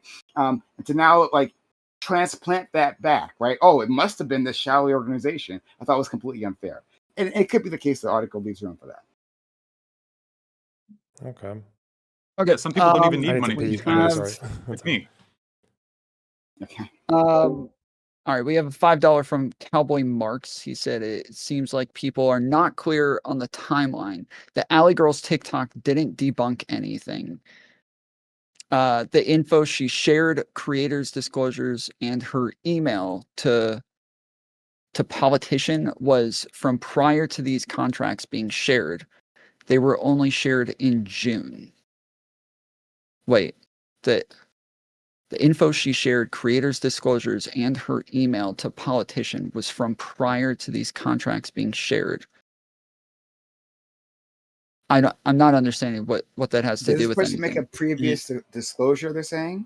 Maybe they missed a disclosure. I mean, I don't know. Like, I feel like our problem isn't that, you know, these people aren't missing disclosures or they're not following the law. It's entirely possible that there's multiple cohorts within Chorus that have slightly different plans for themselves and how they're going to be motivated by the Chorus infrastructure. And so, you know, one group might have disclosed really early, right? The problem here is... No. Yes, Allie, we understand that Allie did disclose these things ahead of time and that Allie did. Yeah, and that the emails and all, like the contract, all of that was prior. Yeah, of course, that would have to be the case. Yeah. Let's see. Then we have Limerence. He said, and while we sit for a $5 tip, he said, and while we sit and examine and critique conservatives win elections and ruin the country. Yeah, I think that was a big part of what people were saying is that like to hold people to these standards is fine. These are standards that most people believe in, but it's a little bit it's not great to like hold Democrats to standards that Republicans aren't held to, because this is just a way for Democrats to continue losing. And so they would rather just advocate for the laws to be changed to where everybody has to disclose these things instead of saying, hey, Democrats, we're going to like make sure that you're held to a much higher standard continuously to where obviously we want Democrats to be held to a higher standard in some ways because otherwise we wouldn't vote for them. But I think that that's like a big part of it is that a lot of people feel like this is just disadvantaging Democrats. All right. Arian for $2.50. He said, "Yo, Lonerbox, Prime, what happened to you, man? I'm very disappointed in your conversation with Pisco. For you to think Harris is going to be the same as Trump or make no difference for Gazans is wild. No compromise is the only progressive white woman." Does anybody know Can who? I respond to that? Oh, Yeah, does anyone who what? Was he Does talking anyone to know you? what? Yeah, he was talking to me. Okay. Yeah, I didn't say that there was no difference between Harris and Trump. In fact, I think it was very clear, extremely clear. I didn't think there was, I did think there was a difference between them. That wasn't like the reason behind my vote, though. Like, correct? Like, if not, just like please review the VOD because it was extremely clear. We looped so many times on exactly why I voted the way I voted. So, like, that's okay. I'll just leave it there. I will say in my supporting, debates Tom. with Pisco as well, he tends to argue against the position that I don't have and repeat it over and over, and I end up correcting him over and over, and he repeats it over and over, and I correct him over and over. Yes, holy shit, that's exactly what happened. That's every last debate night, with Pisco. Yeah, I mean, Pisco is a lawyer. Every He's debate I have used with to. Pisco. Pisco's a lawyer. He's used to charging by the hour. Fair enough. And we went for a long time. But yeah, that wasn't my point at all. No. That's a bold claim. Yep. Poor guy. Let's Pisco's see. is my boy, though. What is the nerds also for $5 super chat said Walmart is just trying to quietly pay Walmart fans to make better stream to talk about Walmart. What's the problem? I mean, does anybody want to explain the difference between Walmart paying people to talk about Walmart products versus this? It's a very similar problem. I mean, the only difference is that Chorus and PV are nonprofit and Walmart is for profit. And in fact, they actually don't pay their workers enough, and their workers need to take like SNAP to afford food. I think the difference is that with politics and money is that the principle of living in a democracy is that it's one person, one vote. But politics is about empowering the individual to shape the future of like the society that they live in. So obviously you want to avoid as much as possible, or when it is happening, be as transparent as possible when people who have much more money than other people are able to make their voice much louder and more powerful than the person down the road from them. That's probably why it's more important. Yeah, but Lonerbox, you don't believe in radical transparency. You just believe about adhering to the boilerplate, which is fine. No, it's actually. But it's just not values that Prime or I share. Listen, it's not my fault that you're not listening to a fucking word I'm saying. America actually value. I did say that I think it'd be better if these people had disclosed. I think generally people should disclose. You should actually change the law so that people have to disclose this. So I don't know where the fuck you got that from. You're just a liar, just parroting. Fucking I'm a liar. Yes, you're a liar. I mean, this is literally the classic. Nice work, they're lying. They're a shill. Yeah, awesome. You and Taylor, eh? Birds of a feather. You and Taylor Lorenz. Sorry. I see what you did there. No, she disrupts. I dispel. Just trying to pigeonhole me. Fucked. That's so good. Whoa! I don't want to do anything with your pigeonhole. And in fact, we should keep those sort of people out of our politics. Those people should not be welcome in the Democratic Party. These people who want to pigeonhole. You got any more puns for us, Prime? You mean Lonerbox? Lonerbox had the puns, not no, me. You said that you sounded like you were about to say something. So. Oh, sorry. No, I'm not as clever. Lonerbox has got me beat on the puns. Okay. Not necessarily puns. I thought you had something to say about the Walmart thing. Sorry. Oh, okay. Yeah, sorry. Yeah. Walmart. Yeah. So Walmart, in my understanding of the question, hopefully I didn't get it incorrect, is that Walmart, enters into some relationship with a influencer and has them like promote a product. I think that's different than like getting involved in a company, like if you're a political influencer, getting involved with an organization that is political in and of itself. And I think this company is political. But for both, you should disclose, right? Like, so they're different. You're being paid, but like in the end result, you should be told, right? Like if I'm presenting this product, right, that happens from Walmart.com, and I'm getting a check from them, I should let you know that this is the case. This section of the video sponsored by our good friends at Walmart. Ugh, that makes me feel disgusting just saying it, but like, I should let you know. It's the Walmart right? family.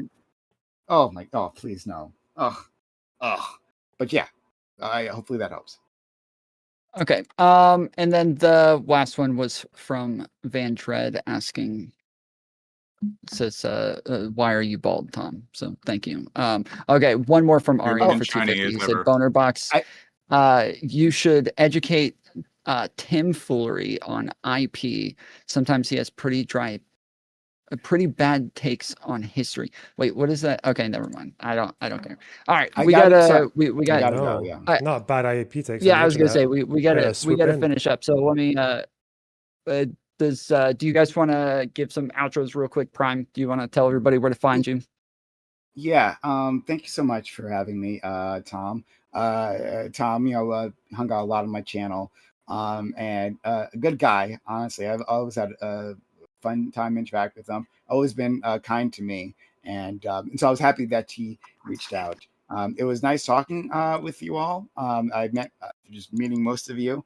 So it was nice talking to you. And Lonerbox, yes, and Lonerbox, is nice to see you again. I think Lonerbox is always a challenging person to have as an opponent, and so it's always quite fun to spar with them. So shout out to you, Lonerbox. I hope you are doing well.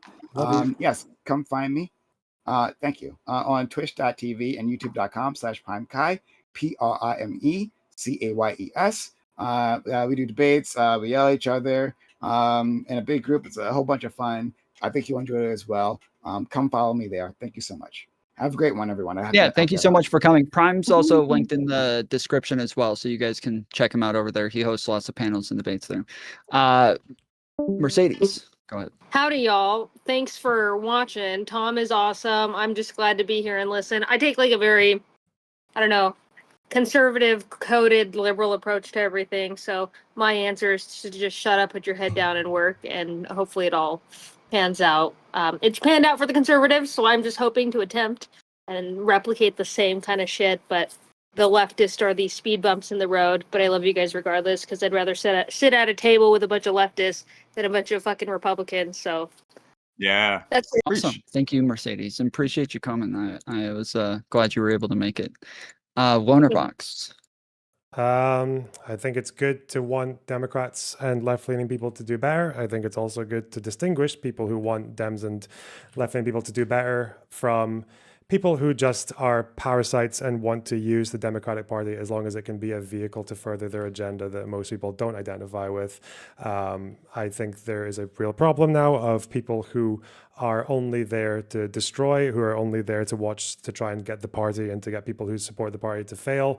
Revolutionaries, commies, people who are obsessed with the free Gaza or free Palestine shit, even though, again, at the end of the day, it seems like most of them would just be happy watching half of the world's Jews get thrown into the sea. You gotta spot the good critics from the bad ones, just like you do in your everyday life, There are some people who want you to grow and they'll give you critique. There are other people who are just trying to bring you down. And I think it's quite clear what Taylor was doing with that article. Thanks for having me, Tom. Glad we got to make new friends. Yeah, appreciate you coming in. And just a reminder for chat, we are not ending. We've got a bunch more debates coming up. We're doing a 24-hour subathon. Destiny versus Rob Noor coming up next. And then we have another panel after that. So don't go anywhere. And then Dispel. Where can people find you? Awesome. Yeah, thanks, Tom, for hosting this. This was my first live debate. I really enjoyed it. The people can find me at twitch.tv/dispel_marketable streams. That's twitch.tv/dispel marketable streams. We do great content. I fundamentally believe. I think people were just going to leaving after giving their goodbyes, right? That's okay. Was that okay? Was that rude? I felt rude doing that. Oh no. Maybe he had something interesting to say. Maybe.